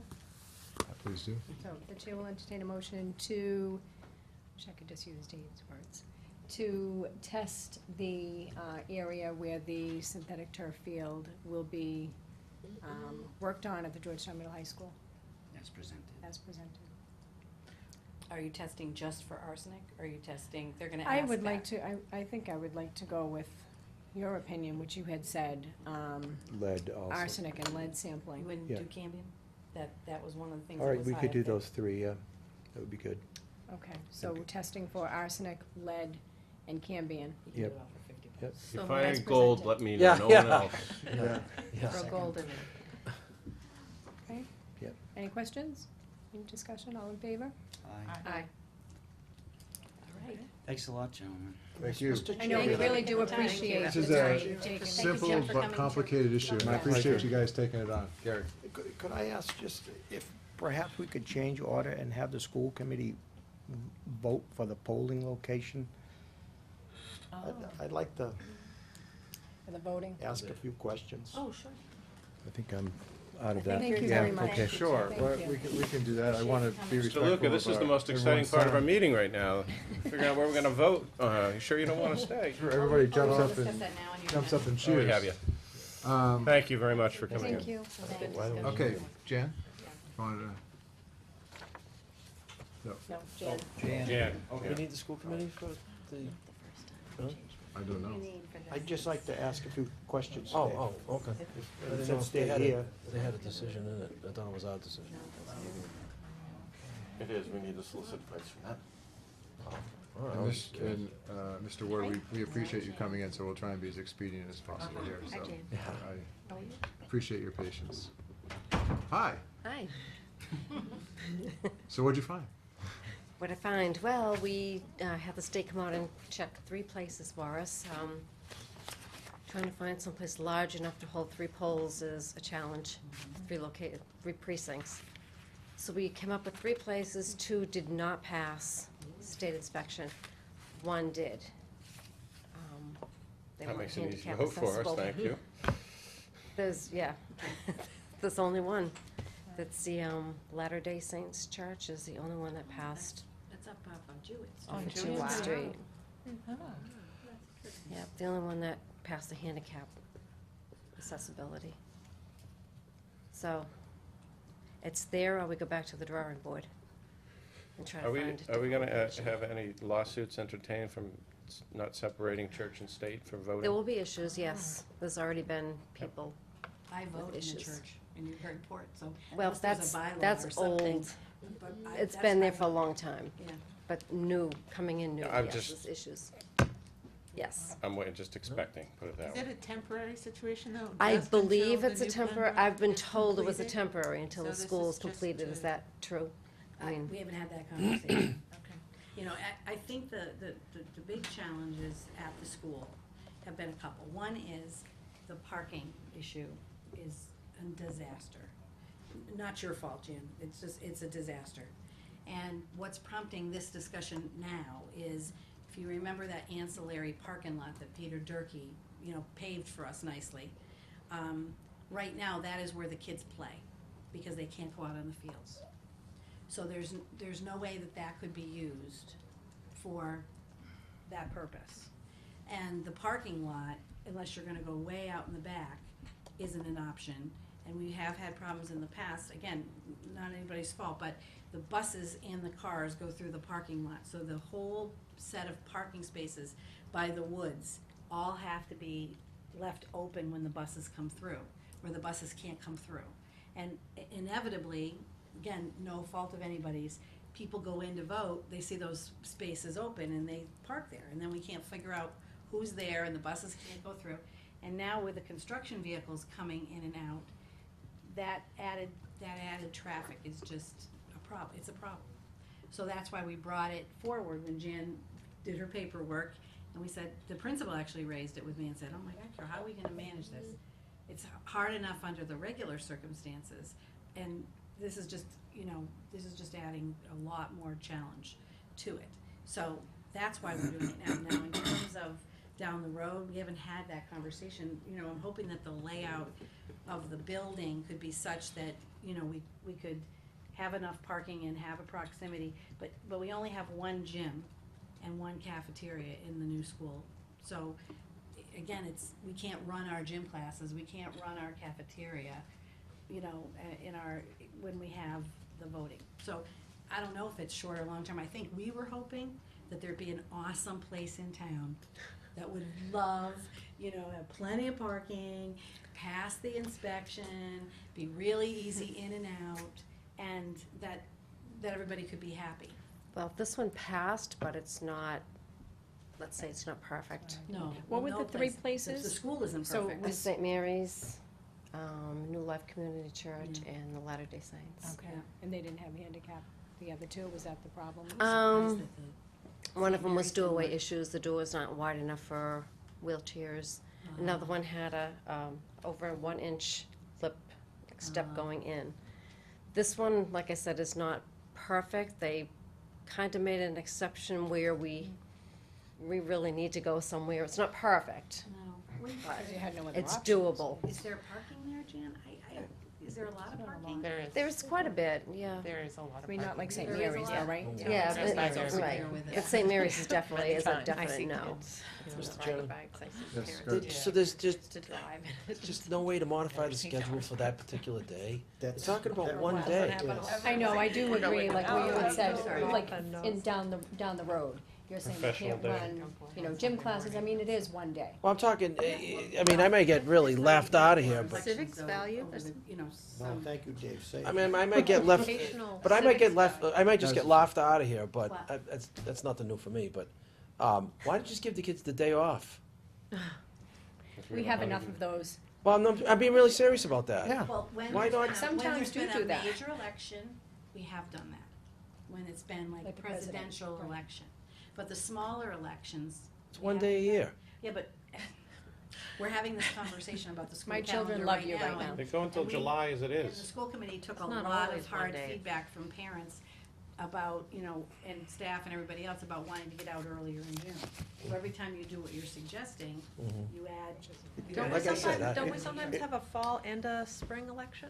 It- No, there's one No. election. Just one No. a year? One Okay. election. No, that's Well, not. unless there's special Okay. elections, Sorry, No, guys. this- no, on even years, we have Right. 3 elections. Yes. right, because we have the, On the odd years, we have Yeah, what one do you election. suggest Yeah. the interims and Carol. everything else, yeah. Yeah. What- For future, for down the road, Mhm. wouldn't the Pearly School be a site for future elections, so we I don't wouldn't think have that, to? would that pass handicap? I mean, that has Because you can't handicap. get down into. No, can't but get- there's the side entrance, Well, and Can that we does just have stick ramps. to today, though? Yeah, I mean, yeah, this, Yeah, this Yeah. but coming that's, up. yeah. I mean, that's- that's. I that's some- agree with you. Yeah. I mean, I really do. Yeah, we but- could certainly, we can look at all the Yeah. possibilities. But, I mean, and that's, For now. have The we looked, question was, is this temporary or not? Well, we couldn't do that now, Gary, we couldn't go to. Yeah. to So I think if we earlier. focus on our problem this Yeah. year, That's what we were thinking. We because were- no obvious solution jumped out for a permanent solution as part of this process, so we need to figure out could this we, spring. if I may, could we ask the teachers to park down on Elm Street for the day? This year, you're saying? Back down? Yeah, I don't know, Gary. How would That's the a lot of police like teachers. that? I mean, Well, would that be? it's a lot of voters, and I mean, And then when the parents I- all come to pick their kids up, then you're gonna have a lot of congestion on Elm Street. I just you know. want you to realize, okay, I think it was 2 years ago, Newbury moved their polling places, Mhm. and they moved them ever so slightly. They moved one from the town hall around the corner to the fire station. I mean, it was a 150-foot walk. Yeah. People weren't aware of it, people were going to town hall, I happen to know, because I was standing there getting signatures, and people, and I sent a lot of people to the right place while there. In Byfield, they moved it from the old yellow town hall to the library, which is probably 500 yards down the road. They had the lowest voter turnouts in years, and people wrote letters like crazy to the Daily News that they didn't know. And I mean, when you change the polling place, it really affects people. And I would have much rather seen us try to work something out, just as Dave said, like, come on, let's think out the box. What can we do? If we can't get a day off, perhaps the teachers could park down on Elm Street. And perhaps the teachers could park in the town parking lot, and we could arrange for them to take a bus to school. I wonder how long it's perhaps been since they've been on a bus. I mean, maybe we can think something out and keep the polling place where it is. And then next year, you've got the calendar to perhaps think ahead for the elections that are coming up in the fall. I would say, I don't know what the cost is of mailing, but do you know, Jan, is the mailing something new? Do you know? I guess we have to send out a We have to mailing? Notify everyone in town. Do you know if yes. that's new? No. Okay, so they must have done that also down We have in, to print- in neighboring town in Yeah, we Newbury. have to print And they postcards still, and- people, Mail them it, to you everyone. know, it really, That's a the cost. polling place is really, gentlemen, I really think it's not something that we wanna mess with if we can. I mean, I think we should really work I to do keep it think where it is. Carol had just brought up a good point. Safety is also an issue. I know parents have said that to me. You know, just the safety of the people coming in and out, you know, and it is an opportunity that, you know, We buzz you're not everybody looking at people that are coming in, cause you're just assuming they're voters, but you don't really know. But we do have police on hand at the elections, so I mean, I believe we're required, correct? And you've, Yeah, they're inside the gym. in the past, it's been, you go in, you go right in, Asking to have this looked at. so. Fire station. May I ask you a question? So, are there any professional days left this year for the teachers today that the kids don't have school? No full days. No full days? There are a few half. Few half-days? I know this is, might sound crazy, but is there a potential to ask them to move those half-days to a full day of professional, full professional day, so the kids aren't in the schools, and maybe the teachers are doing their professional, but day? I don't know what happens in professional days, though, to be honest Do they with come to you. the school for a But do they come to professional the day for professional stuff? The teachers? Yeah. Yes, the teachers, So- it's a work day for teachers. So, There's Do trainers coming sometimes to do the they school. go to one central location? Sometimes they do, So sometimes can they we have do. that somewhere else, other than Pembroke? so I guess the question, I don't know if you have to deal with the union, asking the union or not, but is it possible to get them to consider, instead of 2 half-days somewhere else in the year, to take that 1 full day as a professional day? Is it a possible ask, I guess? I know that it's not an answer, but is it a possible ask? Do the meeting at another site in town. So before we go, Do this, their meeting at another site in town. Well, that's been problematic. We can go to the middle high school. Right, that's what I That's really the only option. Right. in that be- situation. before we get to, so this is more complicated than I thought it would be. The, so the 2 primary issues, if I heard it right, we have a new recess issue, right, because they can't go on the fields, correct? That the Yes, kids so go there's a on park. the, Plus parking, they play on the horseshoe? plus They safety, play on the. plus security. Yeah, the horseshoe. They play on the, the turnaround. Okay, so they play in the turnaround. And then the other issue is the blocking of the buses, when they try and do the come around. And the parents pick up. Yeah, that is a problem. And then the inability to do security when people are coming in the front door. Right. When normally now we buzz everybody Right. in. So, hold on a second though, so, we've always, but I thought the driver was this, was the recess for the kids, in terms of a special challenge, because we've always had security issue, and I'm not minimizing it, but nothing's changed on that, right? It's still the same challenge. We've always had the parking issue, I mean, we do pickups, I mean, during this thing, and so maybe, you know, rather than have a kid skip a school day, skip a recess day. I'm just trying to do one problem at a time. So we have a recess problem. If they skip recess, which I, don't want to see the kids when they get home if they have to miss recess. But if we solve that and didn't miss a school day, and then we, whatever we have to do, coned off the area where the buses turn around and say, hey, we have less parking, we have to deal with it, so that the buses could do their turnaround. I know it's not perfect, but given the time frame we're working on, I'm not sure we'd be having this discussion. Maybe we would have if the recess really didn't trigger it with the kids playing outside. It'd be nice if we could preserve our school day. I understand where Gary's coming from about, people, the weather can affect whether people come out, never mind the, moving the location. Try and figure out a way to protect the parking as best we can for the schools. Because the reality is, having stood outside with like these guys for 14-hour days or whatever, there's a rush in the morning, and then there's kind of a trickle. There's a little bit at lunch, right? At night.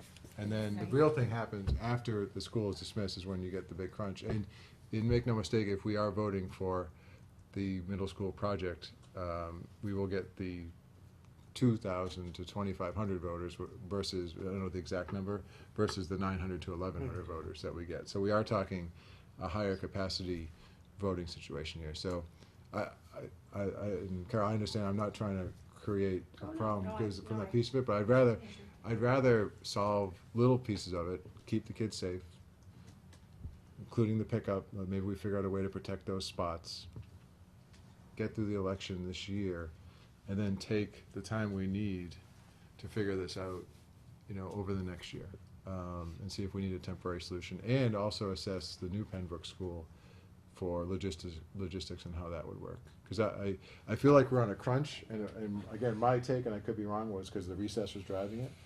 Let's see if we can fix that on the crunch and then come up with a longer-term solution. So I just want to add that security, while it's always been a concern, the security protocols at the school have changed since the last election, am I right? Did we have the buzzer for the We last? had the buzzer for a long time.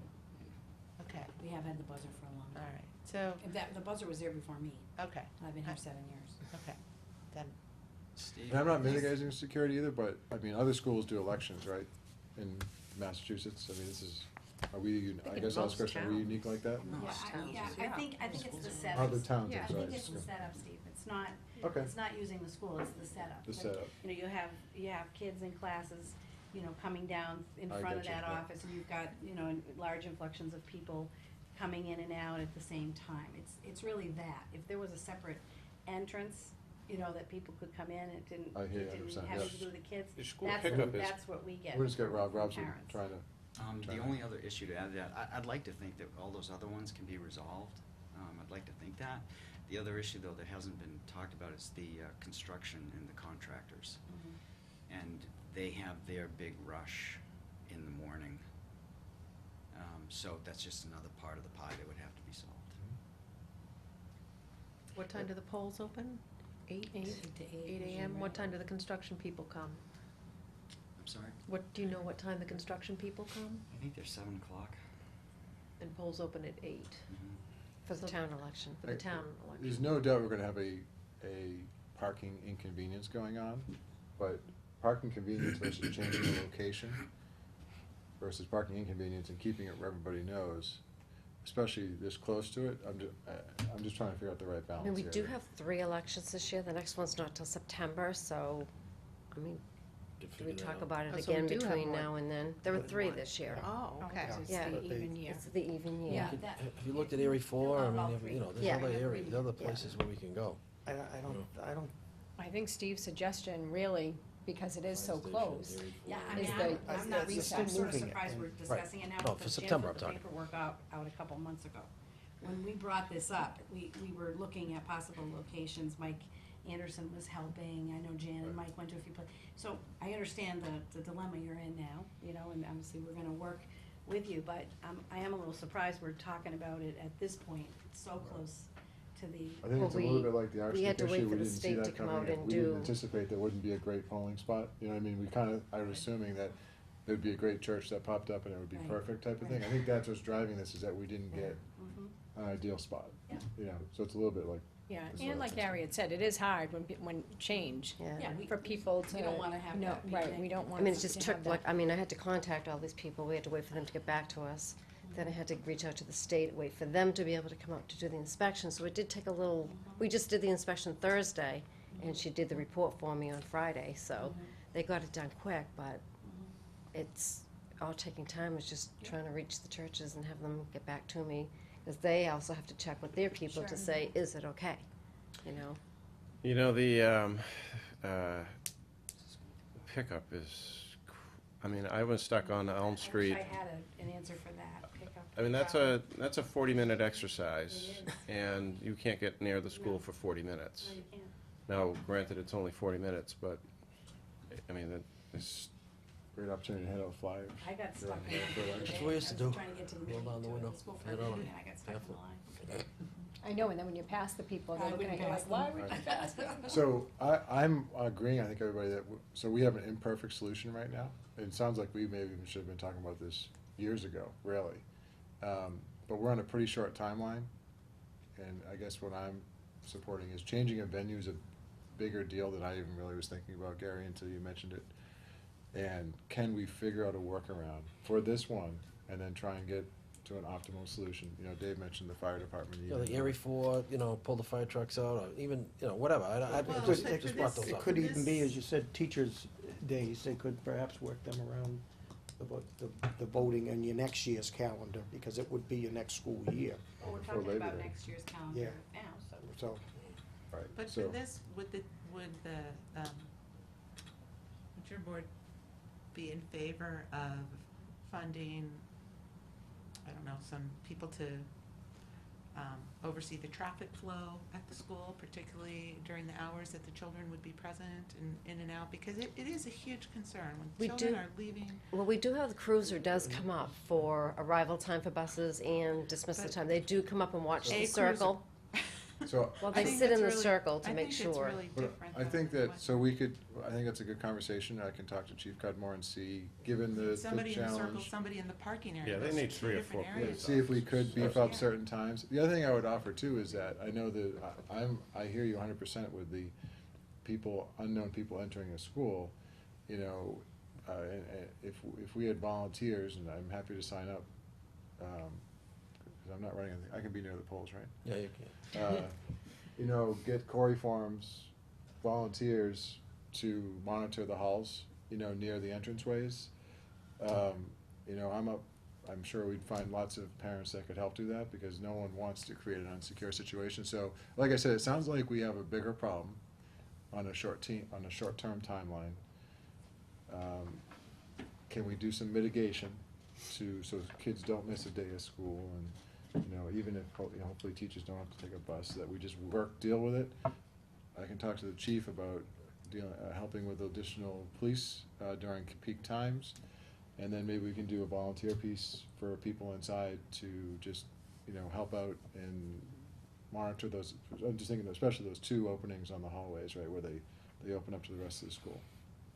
And again, I'm just throwing out suggestions. I don't have the perfect solution here.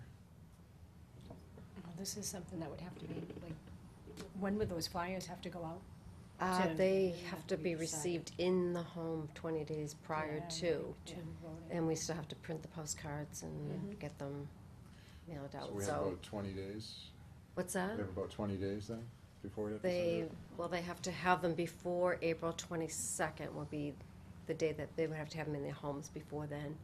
And then Okay, just so we have a little bit of time. a little bit. Not much, yeah. Not much, because we still Not need much. I'm to saying it's not print the tomorrow, though. postcards and get them all Right, ready right, for right. mailing and, But we don't have to do that. That's only if we do a change of venue? if we do a change, yes. Right. Yeah. If we So- do no change, we don't It How- does, how- it do sounds like anything. what you're asking is to not change the venue and try to figure something out. That's what I'm hearing. I guess that's what Is I'm that- proposing Is that based on what I'm we'd hearing. like to do, because then I will go back and talk with Donna Tanner, and we'll just have to try to figure out, my biggest concern is the traffic, and is the parking. That is my biggest concern, because we don't have a lot of extra spaces going, and, you know, if you got elderly people, you know, they're really now, without that parking lot there really isn't a closed place. And there's no, you know, it's no parking all in front of the, you know. But they will have that if we don't have recess. Yes, but yes, so the people earliest in the morning should not have a problem with that. Yeah. But we have to make sure that everybody is out of there by a certain time. Or we have to do what you're saying, which is to say to the kids, you can't have recess that day. What time is recess, do you know? I mean, discuss the that. I think it starts at, range. I think it's like We can 11 to talk about 1, it. right? 11 to 1. 15 to 1 There or isn't something. usually a lot of people coming to vote between 11 and Yeah. 1. Not here, So- but can, If you had a, Kind of more so than And how earlier, much, how but- much would it cost to change venues? How much is the mailing, do we think? There are about 3,600 households. Yeah. So is it about $1,000? I don't know, do we get discounts on stamps? No. So it's about $1,000? If the board, you know, is interested in doing this, I will just come up with a plan, and on the 13th, we can discuss it. you So know, this, we this can- Thursday will be. this coming Thursday, we'll just put it on the agenda and discuss it. And I'd rather see us use that $1,000 if we were able to keep the location for safety. So rather than $1,000 to move the venue on postage, right, which we don't have to spend if we stay there, you know, let's spend it on, and again, I don't make Like spending police decisions, but detail, pros you're and- saying, or? Well, whatever we think makes sense, but we I can mean, spend parking we lot can monitors spend that are $1,000 to move dedicated the to the parking location, lot to or we park can until spend it to somebody keep knows it there's a there space for them and to take. make That's sure it's really- safe, It'll help. right? You know? Don't we usually Let's have just not gloss it over, I dedicated guess, let's not police just say, okay, person there? and, you know, we suck it up, Right. let's No, do the no, right this is thing. somebody who's gonna be and- more- As a suggestion, to just keep one thing in mind, if you're gonna have parking lot monitors, they should be police. Because you don't want anybody saying that a parking lot monitor didn't want me to vote for a particular person, that's why they didn't let me park there. Let's have a public official monitoring You can all say of the that about parking. me, I'm not running again. so. Yeah. So, You you know what I mean? have I No, think, I agree, yeah. I mean, that's what I'm asking, is the town Yeah. gonna support that? Yeah, we'll Because talk there's to- an yeah. expense to that. Yeah, we'll talk to the But I police think Bob. it's necessary to avoid some kind of road rage in the parking lot. Right. You know, Right. we don't want that happening either, and I there's gonna agree. be, as Carol said, a minimum of parking spots during school hours. So people are going to have to be let in as there are spaces available, and other people are gonna have to be asked to wait in their cars until a space is available for them to park. And we'll, And that's we'll- just- The top We're gonna spin be- fear. Too bad there's parking, too bad there's snow on the field, you just park on the field. So tomorrow night, there's a building committee meeting, There is, yeah. right? And I don't think I'm gonna be there, I'm gonna be in Lincoln at a planning board meeting. Okay. But I think we should ask, or somewhere discuss who and how we're gonna coordinate the contractors in this process. Oh, That's the- gotta be part of the right. discussion of this. Mhm. It's gonna take a If little you work could this bring year, that up. more work than usual, it always takes work. More work than usual to make sure we're safe and productive, and don't lose a day of school, and And don't the kids are confuse safe. voters. And the kids are safe. Okay. Right. That's the number one thing, It's all safe. about community. Kids and voters, safe. Yes. Yes. And we have a pretty good track The- record, the right, so far? intention was I mean, we have some different hoops to jump through this year, but we have a pretty good track record, right, in terms of safety? Yeah, I think we do. Okay. Good. All right. All right. Yes. Okay, so Okay. I'm gonna entertain a motion to adjourn the school committee meeting. So moved. Second. Great, no discussion on that? Great, all in favor? Aye, thank you, gentlemen. Thank you, gentlemen. Thank you all very much. Guys, thanks I for know all your nothing's work. set, but thank you all for at least working with us. Thanks for all your work. So, And bring an easy issue next time, Carol, good luck with that. like school before Labor Day. All right, Mr. Ward, please come up.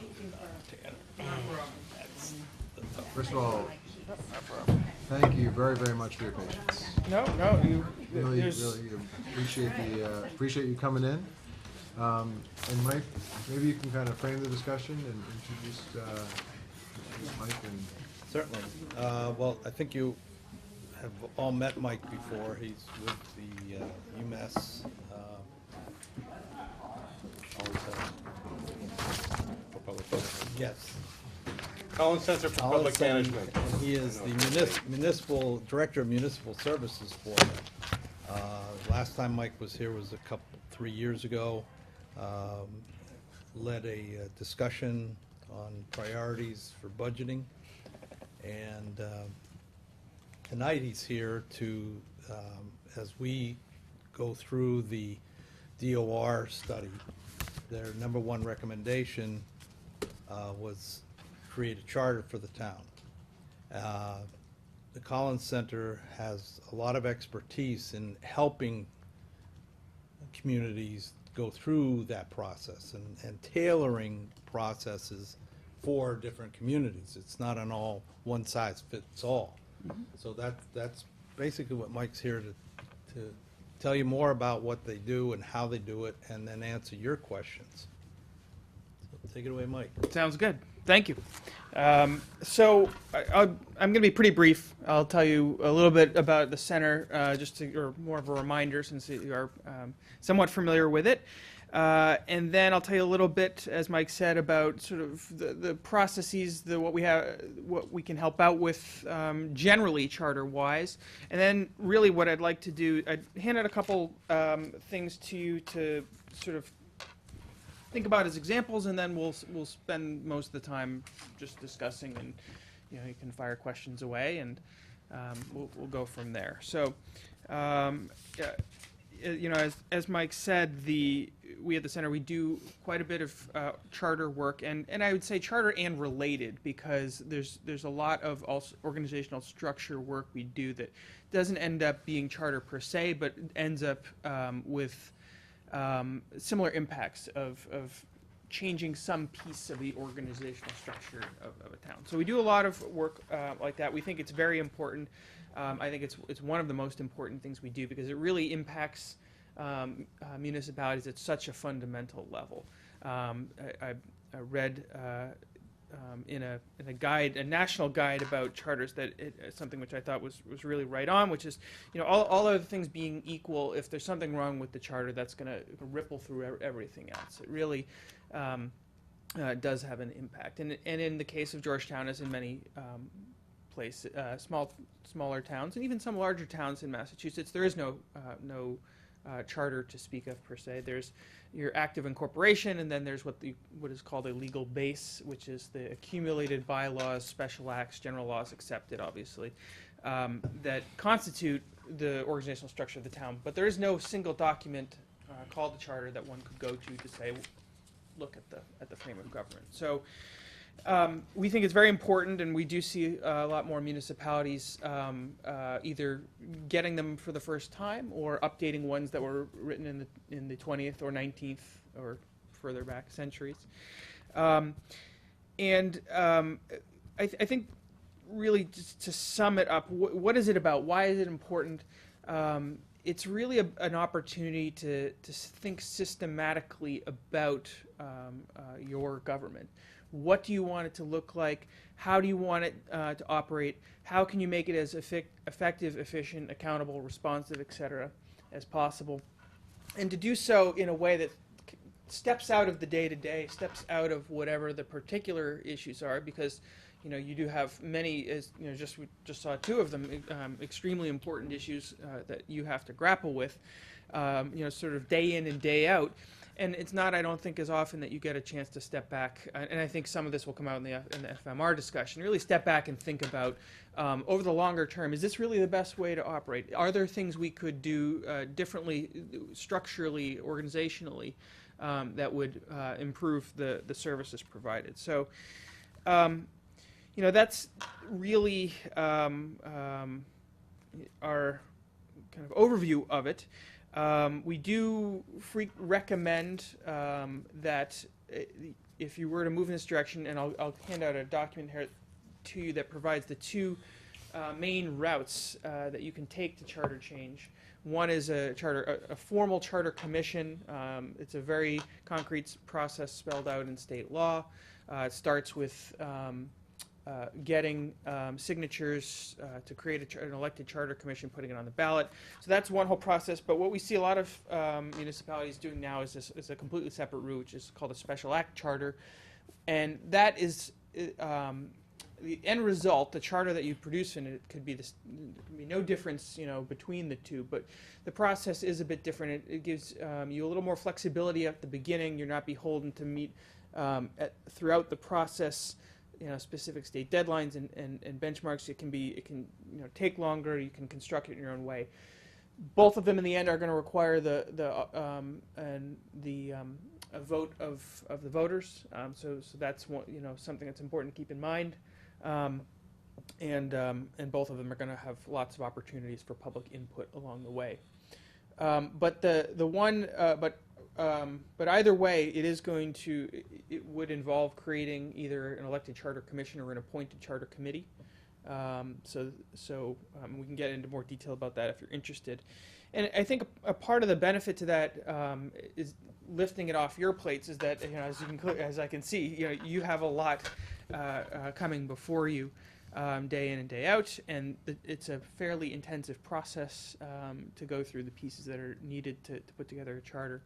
So we do recommend that a board not necessarily try to take on that as part of its role, that it be given to a committee created specifically for that purpose.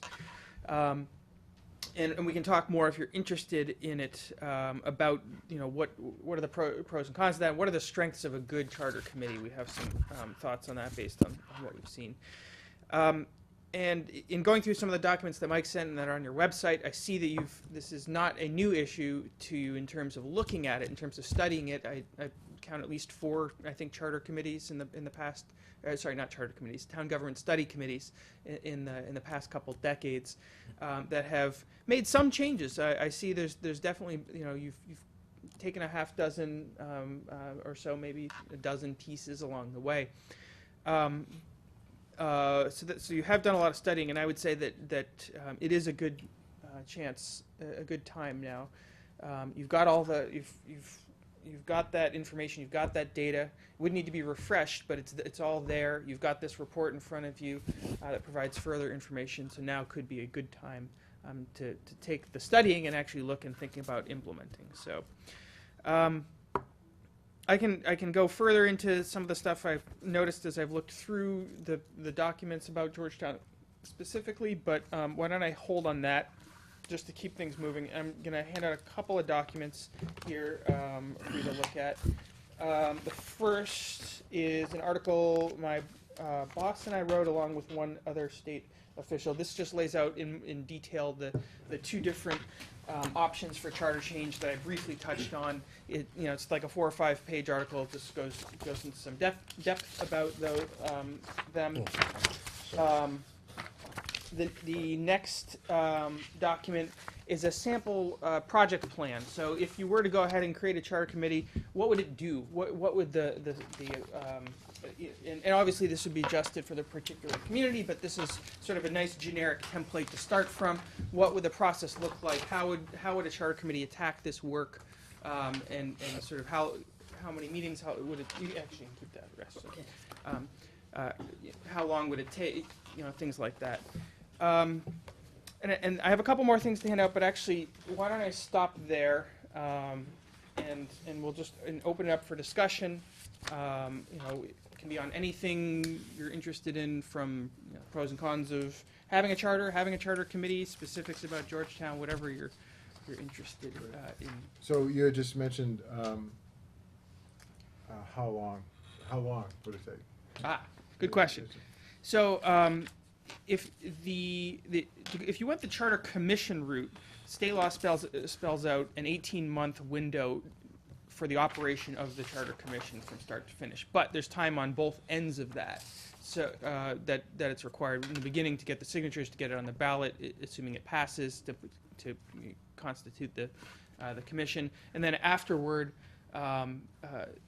there on the other end, it would have to go to the Attorney General. The Attorney General, once it was blessed, would then come back to the voters. So for the Charter Commission route, you're talking, at least 2.5, maybe 3 years for the full process. For the Charter Committee route, it can be faster. I'm not going to say a lot faster. I don't think it's something that can be done in a year, but it could be done in 2 years, maybe 18 months, something like that. That's the special act approach? Yes, exactly. And so just to sort of give you the kind of full scope of what that would look like, if you created a committee that took up that work, it could work on whatever timeline it essentially wanted. There is no sort of hard end date the way there is for the other kind.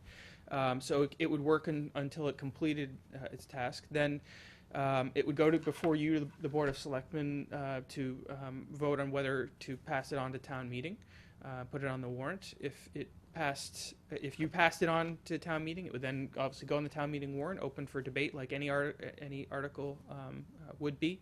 If town meeting passed it, it would then go to the legislature. They take a little bit of time with it, usually a couple of months, could be 6 months if you caught them at the wrong time of the year. Their legislative council is going to look at it.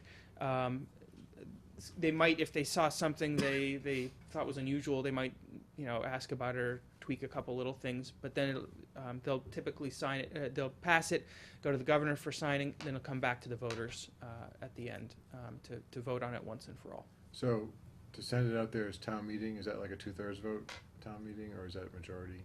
I'm drawing a blank right now. It's whatever it would be to put any home rule petition to the legislature. I believe it's just I think it's just a simple majority, but I could be wrong about that. Not sure. Okay, well, we're far enough away. Yeah. And then when it comes back, it goes to a ballot in the election, and it's, 50% plus one ballot, one yes to pass or one no to not pass. Mhm. Okay. So the voter, in either of these processes, the voters get the final say, obviously.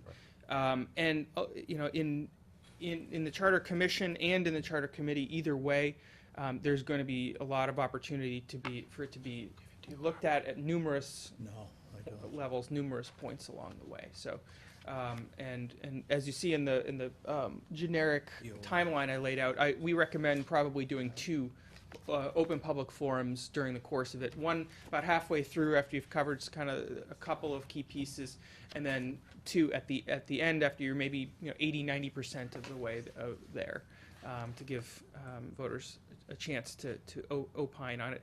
And truthfully, we've seen that the turnout at public forums like that can sometimes be quite disappointing. I'm not going to say that you're going to draw hundreds and hundreds of people, but just having them and having those people who want to voice their opinion have multiple opportunities, I think, is absolutely essential. So, Very good.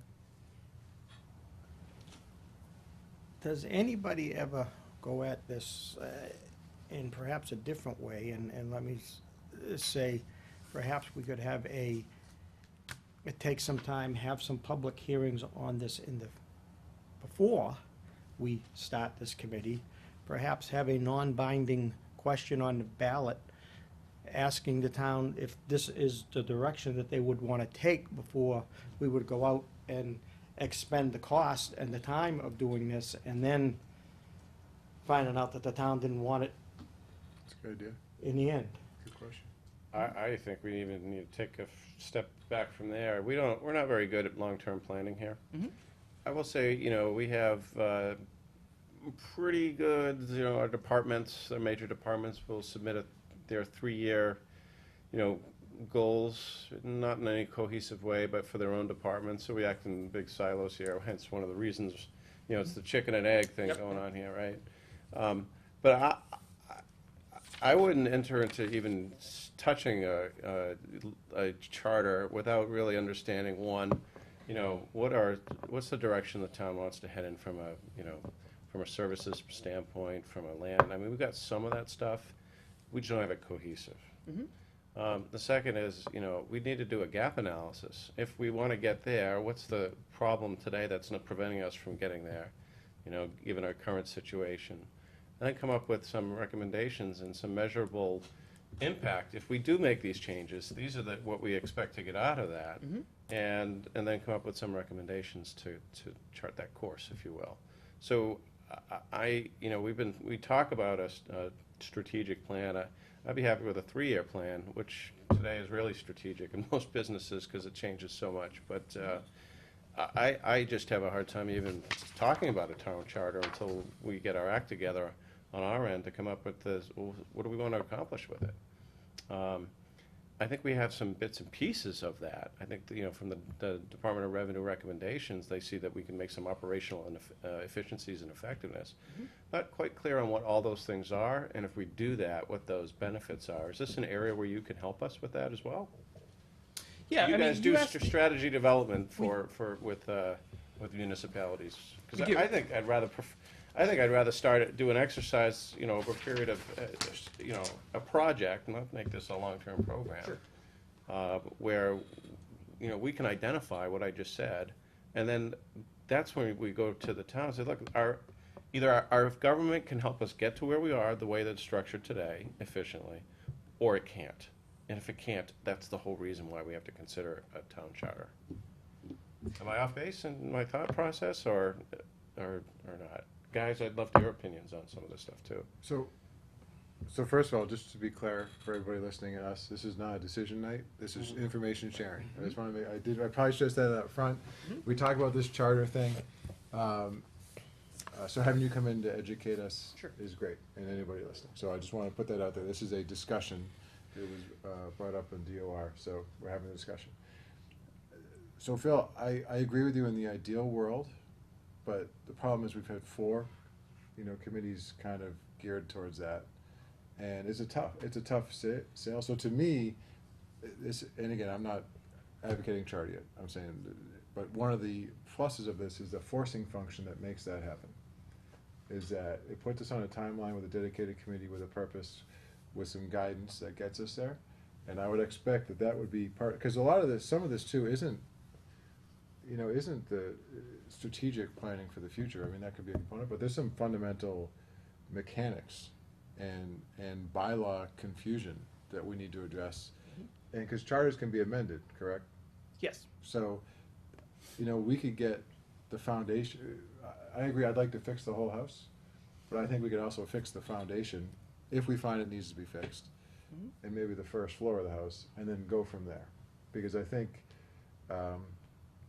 that's part of our challenge. So I don't disagree with you on the long-term piece, but I think that sometimes it's held us back from fixing some of the fundamental mechanics that, in my opinion, need to be addressed, not universal. No, I don't disagree with that. I think you're right. I think we need to, what's the cost-benefit analysis of the time and effort it's gonna take to do a town charter, and what do we expect to get out of that, if that's a decision we wanna go? That's the most important thing. And I'm not talking a grandiose, strategic plan that's gonna take, $100,000 in time and effort and do that. We've got the components of what I think is a fairly, we probably have 40% of a plan in all different components together that need to be kind of put together. But for me personally, I wouldn't even know why we would want to do a full town charter. I would rather just fix the issues, piecemeal, if I didn't know specifically how long-term a town charter is going to help us. That's a good point. And I think that one of the challenges with our strategy is kind of the strategy of the current board. That's the other challenge, because when we do the public hearings, we don't get a lot of participation. And it's important to have them for the people who do want to participate, but we don't get anywhere near representative samples. So the strategies we're picking are kind of driven by the board, which is part of our role, so no problem with that. But it's not like there's going to be a universal town strategy. And to me, that's the other thing, is the charter forces kind of universal look by the town through the election process to decide what our future looks like. But yeah, I agree, the chicken and egg thing, that we gotta figure that out. If you think trying to put a strategic plan is tough, this is going to be... Well, that's why we would need professional guidance to get us through this. I'm convinced if we decide to do it, and that's if, we would need professional guidance to keep us on track and focused and support us, for sure. I think we're kind of political junkies, I guess, and we're the ones here serving on this board. And I think what people that don't have the time to dedicate to the town government, I think would probably want to know is, what's it look like now, and what are we trying to, what would come out of something like this? So on a very high level, to say, okay, the type of government, the setup we have now, our government just didn't pop up. We had to get permission to become incorporated, and we have some type of format now, which is kind of fragmented. The actual business, the actual model that we use now. I think to Gary's point is to get up, to say, this is what our government looks like now. This is what it could potentially look like, and here's the efficiencies. Are we, as a group or as a town, ready to embark on such an endeavor? So, and maybe give the reasons why, as we see it, as we run it, we're in it most of the time, and Mike's here every day, and Janet's here every day, and getting that input from the town departments to say, this piece is broken. This piece, because it's now 2014, when these lines of authority in the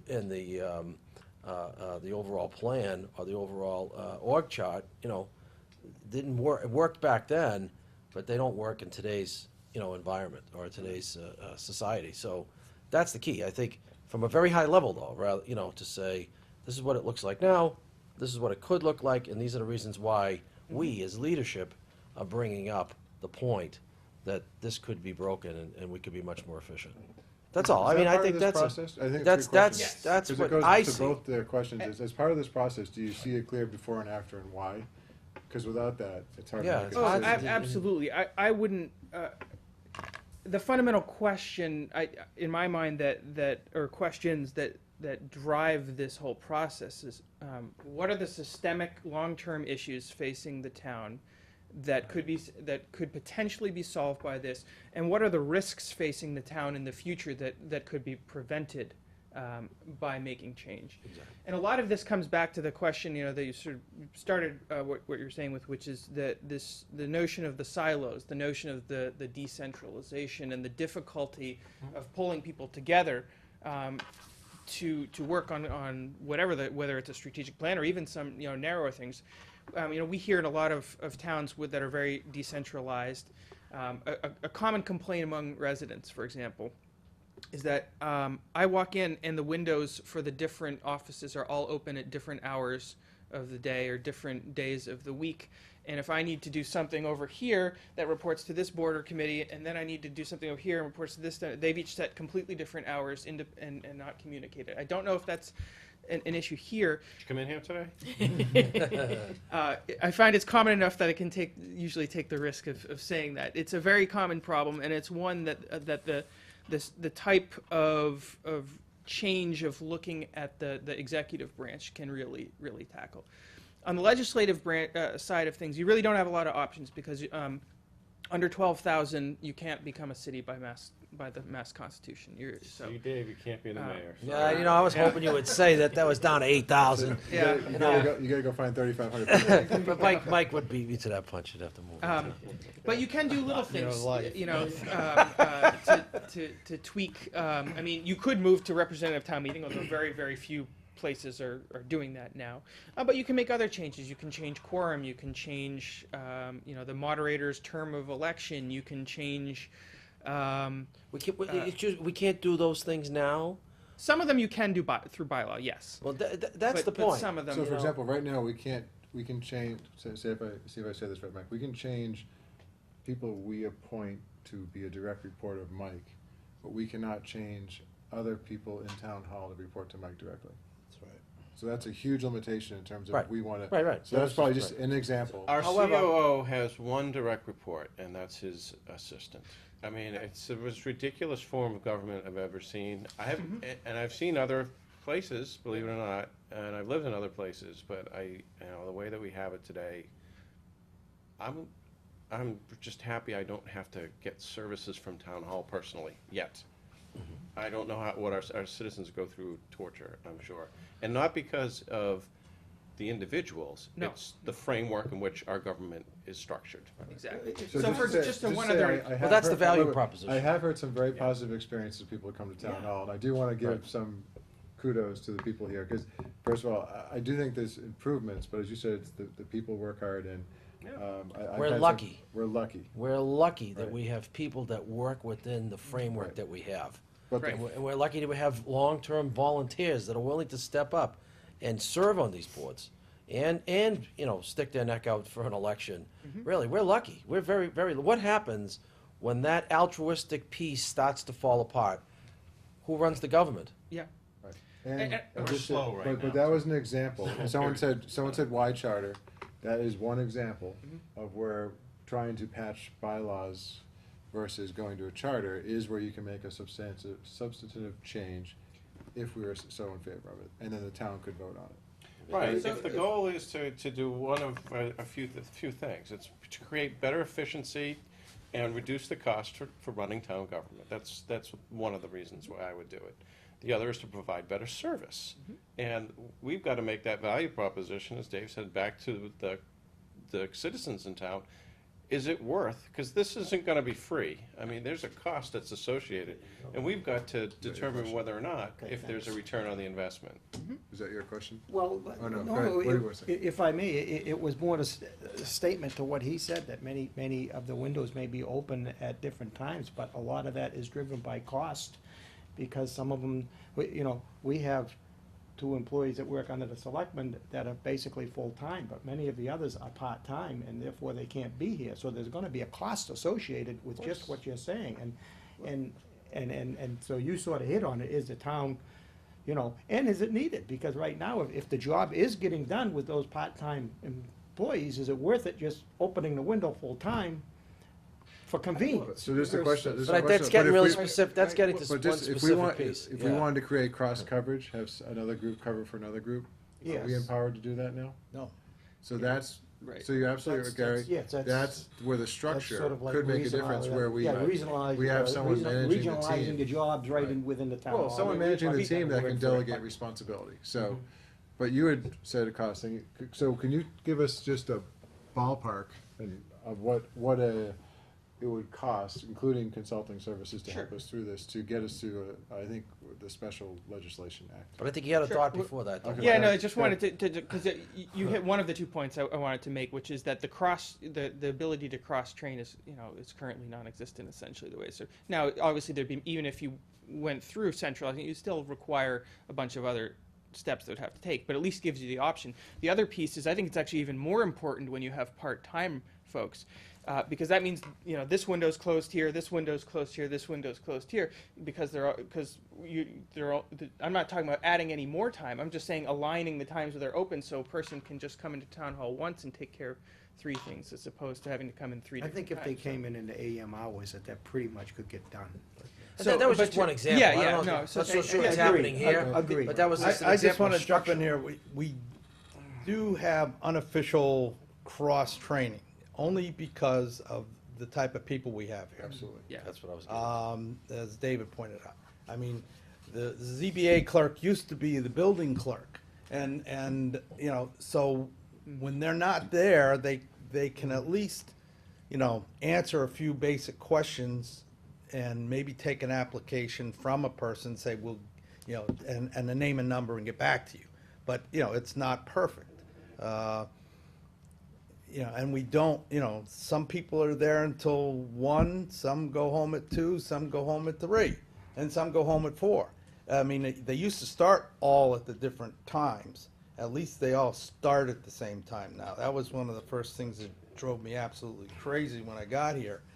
Everybody was doing, you know, just way too much of their own thing. But I think that's getting too specific. Right, right. I guess think Right. you know, that would give a charter change or a structure change would give control to a person to manage that process. Absolutely. Rather than have individual boards and, you know, again, that was just one example, you know. And just to push that even further, so, you know, you're talking before about the structure and and how, you know, surprising how difficult it is. So I looked at your bylaws today. There are only 2 references in your bylaws to the town administrator. Yeah, we knew that. You already, so, and one of them has to do with just being, you know, it can't be eligible for being a member of the Board of Trustees. So there's really one sentence that describes any kind of role for the town administrator in the town bylaws that I at least on the version that I could see online. And if you're thinking that you know, that person is supposed to be the COO, CAO, whatever, however exactly you're thinking of it, of the town, to have, you know, the current fundamental law of the town barely even mention the position. It just it creates both substantive and perception problems. We can go more into that in a second, but yeah, to take your question of the costs of this. So the cost for our center's assistance for a project like this, it's going to vary a little bit. Well, you know, we'd have to, you know, figure out some more details, but in the ballpark, you're talking 15,000, maybe getting it down to 10, something like that, over the course of a year. You are going to require some, you know, we're not attorneys. Everything will have to at the end go through town council. So you're figuring a couple thousand more from town council's time to give it a good go through, depending on how fast he or she works. And then, you know, beyond that, it's just going to be the time of, you know, some of Mike's time, some of other elected and appointed officials' time. But generally, that's pretty much going to be it, I think. So it's not an extraordinary cost. It's not nothing for sure. I mean, we know that how stretched everyone's budgets are, and so it's, you know, we try and keep it as low as possible, but we do have to cover our own costs. So, But it's gonna be a lot of work, though. Yes. With volunteers and, you know, the same people. Yes. Stepping up to do the work. Yes. As it seems to be you know, when we have these types of projects, it's the same people volunteering. And we could help you think about, what are the characteristics of a good committee here? Because I think it's a little different than, some of the other committees that you might want, both in terms of the skill sets and in terms of the balance. This is a committee where you really want the entire political spectrum represented on that committee. But you also want everyone who's on it to be in there who's someone with an open mind. Wherever their starting point is, they have to be willing to compromise, to be able to sort of come together and think think, okay, well, I can give a little here, you give a little there, we'll meet in the middle. It does need to be people who really have their fingers on the pulse of town, because if they don't, they're going to push something that the town doesn't want, and it's going to go down to defeat, and as you point out, then it's a lot of time and energy that hasn't produced anything. So you need people who are very politically savvy, who've got a finger on the pulse. Of the 7 pulses that we have. Yeah. And then I think, also it's nice to get a mix of people who've maybe never been involved, if you can find them in local government before. So they're bringing kind of a fresh perspective. They're going to ask questions that others might take for granted. You also do want maybe some people who, they don't necessarily have to be current, board members of your board or any board, but people who maybe a former FinCom chair, a former selectman, a former planning board member, someone like that, who's got some experience but also some distance from it. I think we've seen that be particularly good. So those just a few characteristics of what we see in good committees. What does it take to amend a charter? So let's say we go for Charter 101 instead of 201 in the first version, right? We try and get some very fundamental adjustments, some organization, some clarity, basics. And then we live with that for 2 years, 3 years, 5 years. And then we say, okay, we've learned now, a little bit to the Phil's strategic question. We want to make an adjustment. What is the process for making an amendment or change to a charter? So it's going to be very similar. If you're going by the committee route, it's going to be very similar to the charter itself, although depending on what the level of magnitude, it might not require a final vote from the voters. It might just be selectmen town meeting. Okay. If it's small. If it's large, it is going to probably need to go back. Some things are going to need to come back to the voters. But you could, so for example, you made a change, you lived there for a few years, it didn't quite work, or you wanted to tweak it further. Someone would put a warrant article to amend the charter on your agenda, or go directly, I guess, through petition, and raise it at town meeting, fight for it. If it's something small, it probably can just town meeting will be sufficient. If it's something larger, it's going to need to come back to the voters. Also go to legislature too, right? Yes. Yeah, they would. Is that still part of the process? Small or Yes. big goes to legislature. Yeah. Legislature. Just like when we went from a 3-member board here to a 5-member board. Exactly. That was part of the government study and came out of that, right? Essentially, what this process is the same, just a lot larger. It's the same. Right.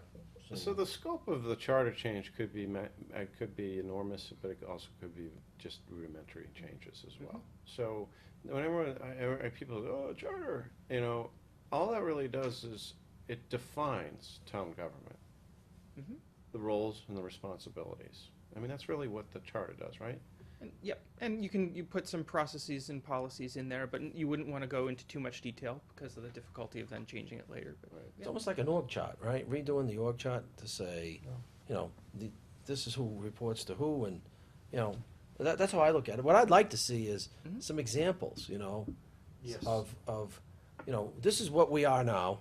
This is what Winthrop looks like. The town of Winthrop. This is what so that we can look and say, okay, how much different, I came from Saugus. They have a strong town manager. The town manager. one of the strongest. Yeah. They have so they have that model, but I've never seen the model, almost like I keep going back to the org chart type thing, town managers, here's his responsibilities. Police chief reports to him, the fire chief reports to him. In our case now, the fire chief and police chief report to us. Right. I'd like to see us versus what it could be, some examples. I agree. That would be great, and a high level. And we don't need to see all the minutia, but, the high level. Because it's really an operating Structure. plan, more than Oh, it a is a chart. structure, It's really. Well, it's an operating plan though too. It's more than it's a structure, but there's also policies and it's Right, like- the how-to takes our gets in bylaws there. and organizes them Right. a little more cohesively, and then it also empowers us to make changes that we probably can't make now through our process. Right, what's So- missing, and that Right, was and- my point. So it, the ma- what's it, missing. it doesn't mean we have to make, it just Right. empowers, and actually, when we say us, the town, to make changes Sure. that we can't do right now. So for example, Start there's, with a needs assessment for us? Is that where you, or do you start with the needs have already been defined and now we're actually working on the charter organization? it could be either.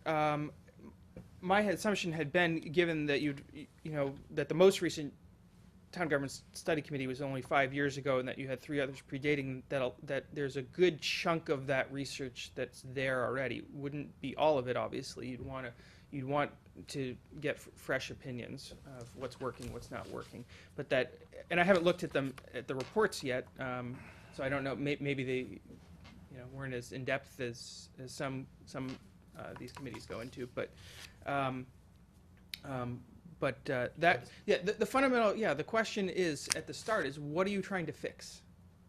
What are the issues that you would like to see addressed? There's not going to be universal agreement on it. Some people may say, well, I think this is a real problem over here, and other people say, no, that's not a problem at all. So there's not going to be universal agreement on it. But the other piece of all this is that it's a chance to think comprehensively, systematically, which is just. And you mentioned, I happen to have it here. Just it was more for fun, but you mentioned the active incorporation. Well, I don't know if you looked at it, but I brought copies of it along. Did you find out why they named us Georgetown?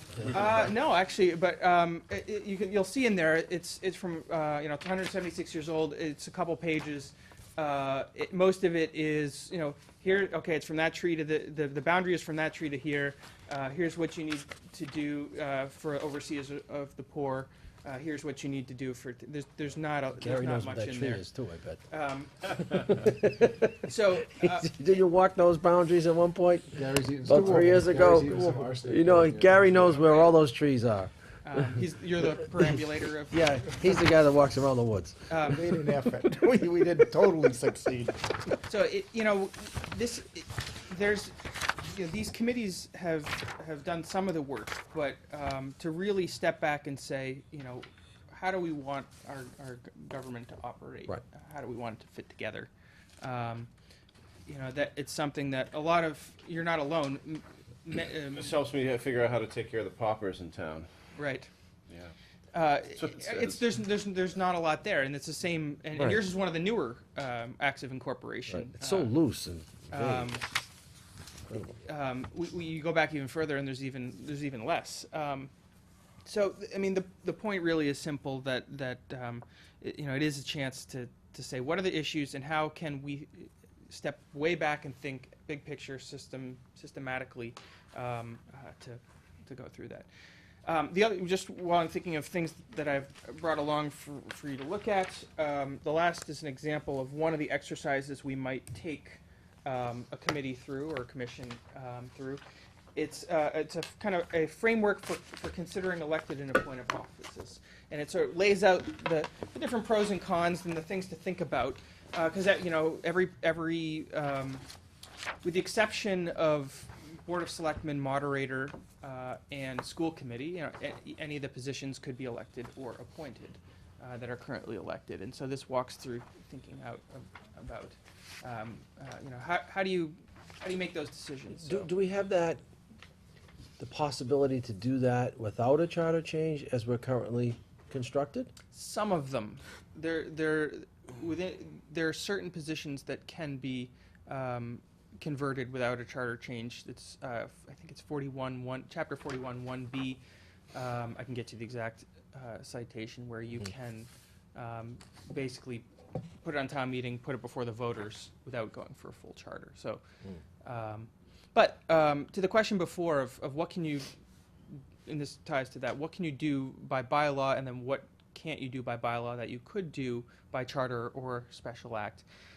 Things like we've seen a lot of boards of selectmen turn over the weekly warrant signing to a town manager or town administrator as a task that is more aligned with someone who's doing the day-to-day operations rather than you're taking time out of your board meetings or taking out time out of other That can be done by law now? No, or- that can't be done by bylaw, Okay. because but it can be done by a special act or These are by a things that charter. can't be done by. Yeah, okay, all right, yeah. It's Um, getting late.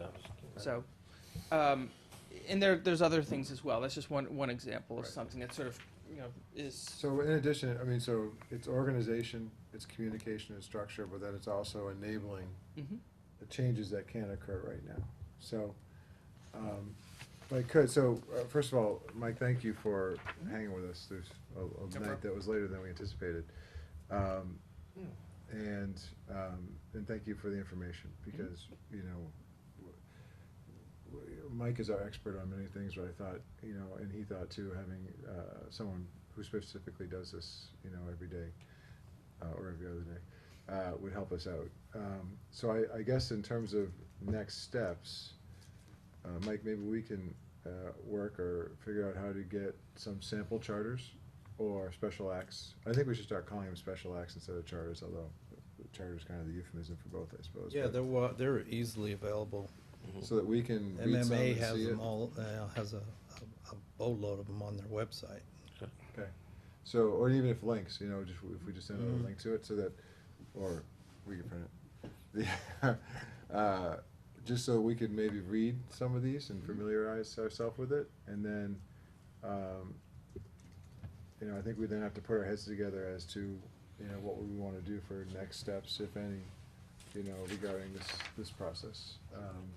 Do we think we have some marshalling events that really are driving why we wanna change? Or are we doing okay and we just wanna tweak it, which we can do through bylaws? But I do think right now, it's kind of a concept that's floating out there.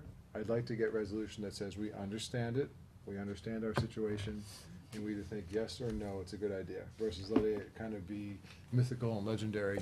Let's pin it down and understand it, and then, and again, the great thing with everything we do, it's really the decision of the voters. We're just determining, do we believe there's a substantial need, and can we get the time and the place? And maybe, Gary, to your point, some kind of early polling or something. I think we have to define to people what they're polling for. Yeah, I agree. Because Yes, that's why one I of the said challenges. some hearings before. Right. And that, yes. But, that might be a step too as well. I don't see this as something that we have to, sprint into type of thing, but I think we should do it purposely and, when and if it makes sense, we proceed. Thank you. Thanks, Mike. Thank you Not a very problem. much. Good to see you again, Very Mike. articulate, Good to see you. really Thank you. appreciate it. All right. Okay, given the hour, I'd like to table the correspondence policy discussion / adoption till next time, if that's all right with everybody. Yes. Yes. Just, we'll keep it on the next agenda then, to make sure we cover it. And then Gary, after that, we have the warrant signed. Good night, Mike. For the two different aspects of it that Thanks, we'll keep going through. Selectmen's report, Dave, did you have something there? Yeah, one thing, I had a communication today with our representative, Representative Mira. He, after meeting with Peter and I, maybe 2 months ago, was gracious enough to go ahead and get some money for the Pond Street repairs, the rehab of the Pond Street issue, and put about, I think it was either $50,000 or $51,000 in the bond, the transportation bond bill, and I'm happy to report that that's passed the House and passed the Senate, and at this point is awaiting the signature of the governor. So once that happens, and that's anticipated to happen at this point, but you never know, we'll see. And as Phil says, hopefully he doesn't line item veto our particular 50,000. I'm sure there's a lot more money in that transportation bond bill than our 50,000 or so for Pond Street. But it's great news, and I think, Mike, maybe we need to get a letter out to the people that came before us, because I don't know, I know the faces, but I don't know the names. Maybe we should get some type of communication out, if they don't hear this, to let them know that, help is on the way from the state. And I know if they're in front of CPC looking for money for it, then, I don't know what the timing of all of this is gonna be. So again, talking to Representative Mira, he had let me know, as soon as that gets signed, and that, we've got the money in the bank, so to speak. CPC's already approved, or has it approved to go to the voters. Yes, But it can be taken off if we find out. It could even get approved by the voters and not expended. Right, Yeah, you know, and then Right. it would fall back in. right, that would just go, Yeah. revolve back in, so. That's But that's great news, and we really appreciate his support on that, and he did mention That's that Senator Tar did support it also. So we want to give kudos to our state delegation for getting those dollars for us. Absolutely, and as always, I find that their support, our state officials' support of Georgetown, you know, who are assigned to watch over us, Mhm. they always seem to be there for us and advocating for us, which I know is part of their job, but Mhm. I always feel like they're there for us when other issues that come up, so thank you for helping us with this. And there's no reason why we can't ask for more in the future. You can always say no. Actually, we had old business Elm Street. Do we have anything on that at this tonight? The contract, no. Good. I mean, too bad. Could I mention something under that, though, Mr. Sure, Chair? Gary, go ahead. I don't, we've got some difficult decisions coming up in front of us, I think. And I'd like to ask if perhaps you think it's a good idea to get together a joint meeting with the school committee, finance committee, and the Board of Selectmen to go over some of these. I mean, we've got a potential question, we've not discussed it yet, but it is on the warrant for is it a bond exemption? Yeah. And perhaps if we all got together and tried to figure out, is there a way that we could roll this Elm Street project? We're not really sure of the funding on that, where it's coming from. I know it's been approved. And going forward with the school, I mean, we probably have to put some type of a question on the school, I think, so that we can go forward regardless of how we bond it. Would that be true? If we were able to somehow get our heads together and find a way to do this without an exemption, we probably would still need a question for the bonding. So, Correct. I'm clear, so you're saying, if I understand you, that although we've approved a debt exclusion for, what's it, 1.8 million? No, it's not debt excluded. No. It's not. A bond, rather. Yes. A bond, not a debt exclusion, a bond, that you'd prefer to try to find a way to finance a portion of it outside of the bond? Is that what you're asking? What I'd like to do is to try to find a way going forward. Do we need this question one that we've got in front of us? You know, and I guess we don't know the amount until tomorrow. I understand MSBA is voting tomorrow on a cost of the high school project. And I'd just like to have a joint meeting, try to put our heads together. I know it's a difficult year. I've been to most of the finance committee meetings. They've got a big agenda. A lot of people have come in looking for new people, police department, fire department. Our board even is looking for perhaps a new clerk here at the town hall.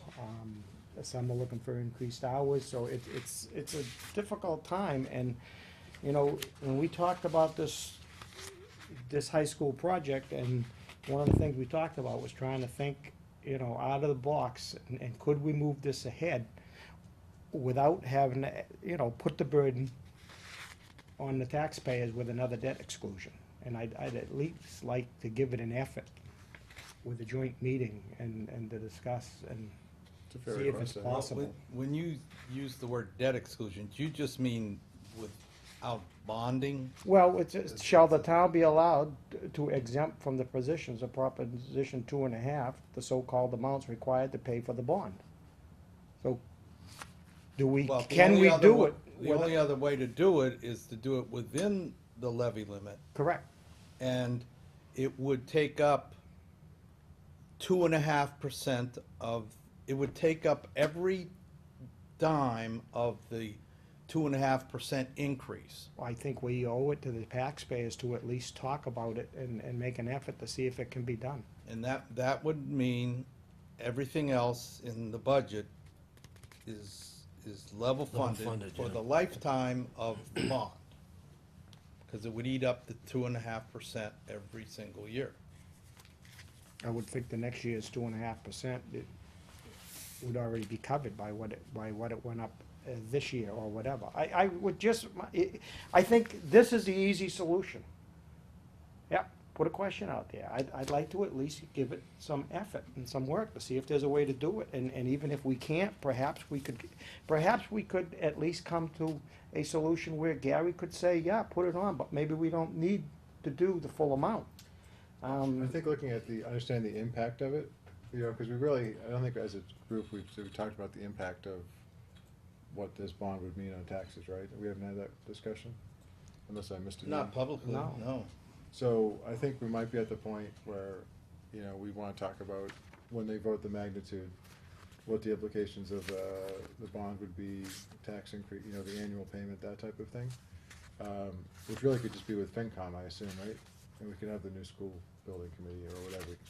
But I think it'd be, just for people to understand, it'd be worth exposing that. I just want to make sure we don't expose numbers that aren't of the right magnitude, so. Well, to Gary's point, I think it would be wise if we could have at least a representative or the chair from FinCom here when we discuss these warrant articles, before we I just agree. go ahead and I agree, And so we chairs can from understand any the other- numbers and where the money's coming from. And maybe chairs from other committees that are specific to that piece of it. Yeah, I thought we agreed that we're gonna have a representative on whoever's just sponsoring the articles coming before us, Yes. right? That's happening anyhow. Yeah. So What's we'll the have them timeframe, here I to- guess that's. Yeah, to try to give us enough time to maneuver, Yeah. the I know different many of them funding. many of them have go before the finance committee. I don't know that they all end up coming before us, but I would like to. Does it make sense to do it next meeting? Is that too soon? To have everybody come in and just talk about where these things are at and financial implications? That's almost April, right? Next meeting? 24th. March 24th. No, it's not too soon. No, get them in as soon as And I know possible. we don't always have the exact answers, so we're always battling that. What's the budget gonna be, what's the exact answers, that type of thing, but I think maybe it would make sense to have people come in and let's talk through the relevant warrants.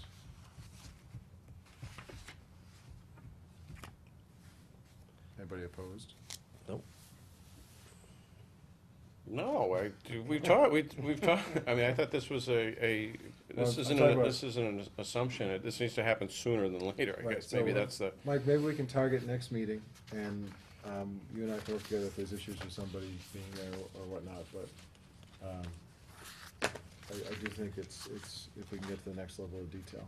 And you do bring us a lot of that detail, but I think getting to this people specific, who are specifically leading the charge.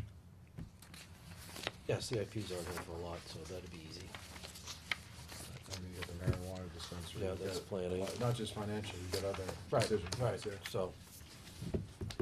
I don't disagree with that, Gary, I think that would be a good exercise. No, good thank you. I exercise. mean, we've obviously got some tough times for the, financial wise for the town going forward, and, Okay. Right, good point. Mike, anything on the town administrator's report that we need to cover? Well, in relation to the budget process, the Finance Committee is going to start deliberating, but without knowledge of our revenues and without still we go not again. knowing a lot of our expenditures,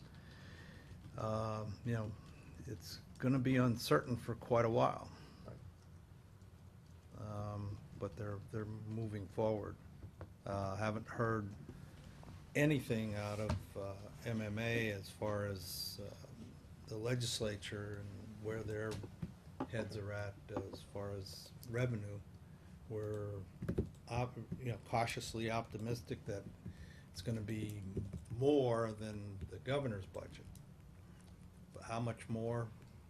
No one. Well, there was How some much more rumblings goes to about that, Georgetown was than that, we can guess. yeah, that the legislature felt that the governor was not doing enough for the cities and towns. Well, Speaker DeLeo Yeah. said that at the MMA conference in January. Yeah, he's come out publicly and said Would that it- too. a question. Should we at some time perhaps consider moving once again our town meeting and town elections further back to, this is a yearly thing, and it really is difficult going forward, trying to do a budget when you don't know what the state is is giving back there. And I mean, that's why we moved it, I believe we moved it from March to May, many years ago. And, I don't know, I mean, it's something a road I really don't like to go down to, but I mean, if it's gonna make it, everybody's life easier going forward, trying to do this year after year, it may be something worth looking into in the future. I would say, let's get through this one Yeah. and put this on a discussion point. I agree. I think there's implications, though, between July 1st, start of the new budget, and when that Well, meeting that's is. the other So thing, it may let's- be too late. You miss it. Let's put that on a topic, Gary. I think it's worthy of a discussion, but at this point, not at 10 o'clock at night on a. I agree with that. But I you're just- right. No, you're right. Okay. Anything else, Mike? No. Any word on our town meeting bylaw? The April, the next meeting? Oh, yeah. Next meeting. Talked to a couple members before the meeting. Our April meetings, we need to move one meeting for the 14th of April for the purpose of the bond timing, buying a bond Okay. or selling a bond for the school. We've got new and updated cash flow requirements. The contractor's going full bore, and where we thought we would need about $1.5 million a month for the next 9 months, we need $3 million. So we're probably, and we'll have this discussion, it's your final decision, but our recommendation is probably gonna be to borrow almost all the money now. Rates are cheap. Rates are still down. Yeah, while the rates are still down, so it'll be, 25 million, and then we've already borrowed 6 million for short term, so we have to pay that back. So, and then at the end of the project, we go out and get a small, $2 million bond anticipation note. The only problem is that kicks in the debt service, right? It does. Yeah, so that increases the tax, that gets the tax increase to the taxpayers faster than we anticipated. It does. That's an issue. We can talk about it, I think that's, But I think I mentioned this, I'm not sure. We found through conversations with DOR, and most towns don't do this, when you get a bond, it always, the first year always hits the last 2 quarters and has a real impact, because you're making up for the other Yes. first 2. We can smooth it over all 4 quarters. So that's some benefit. So, if I may, when would we first be putting it on? Would it be? July 1. Okay.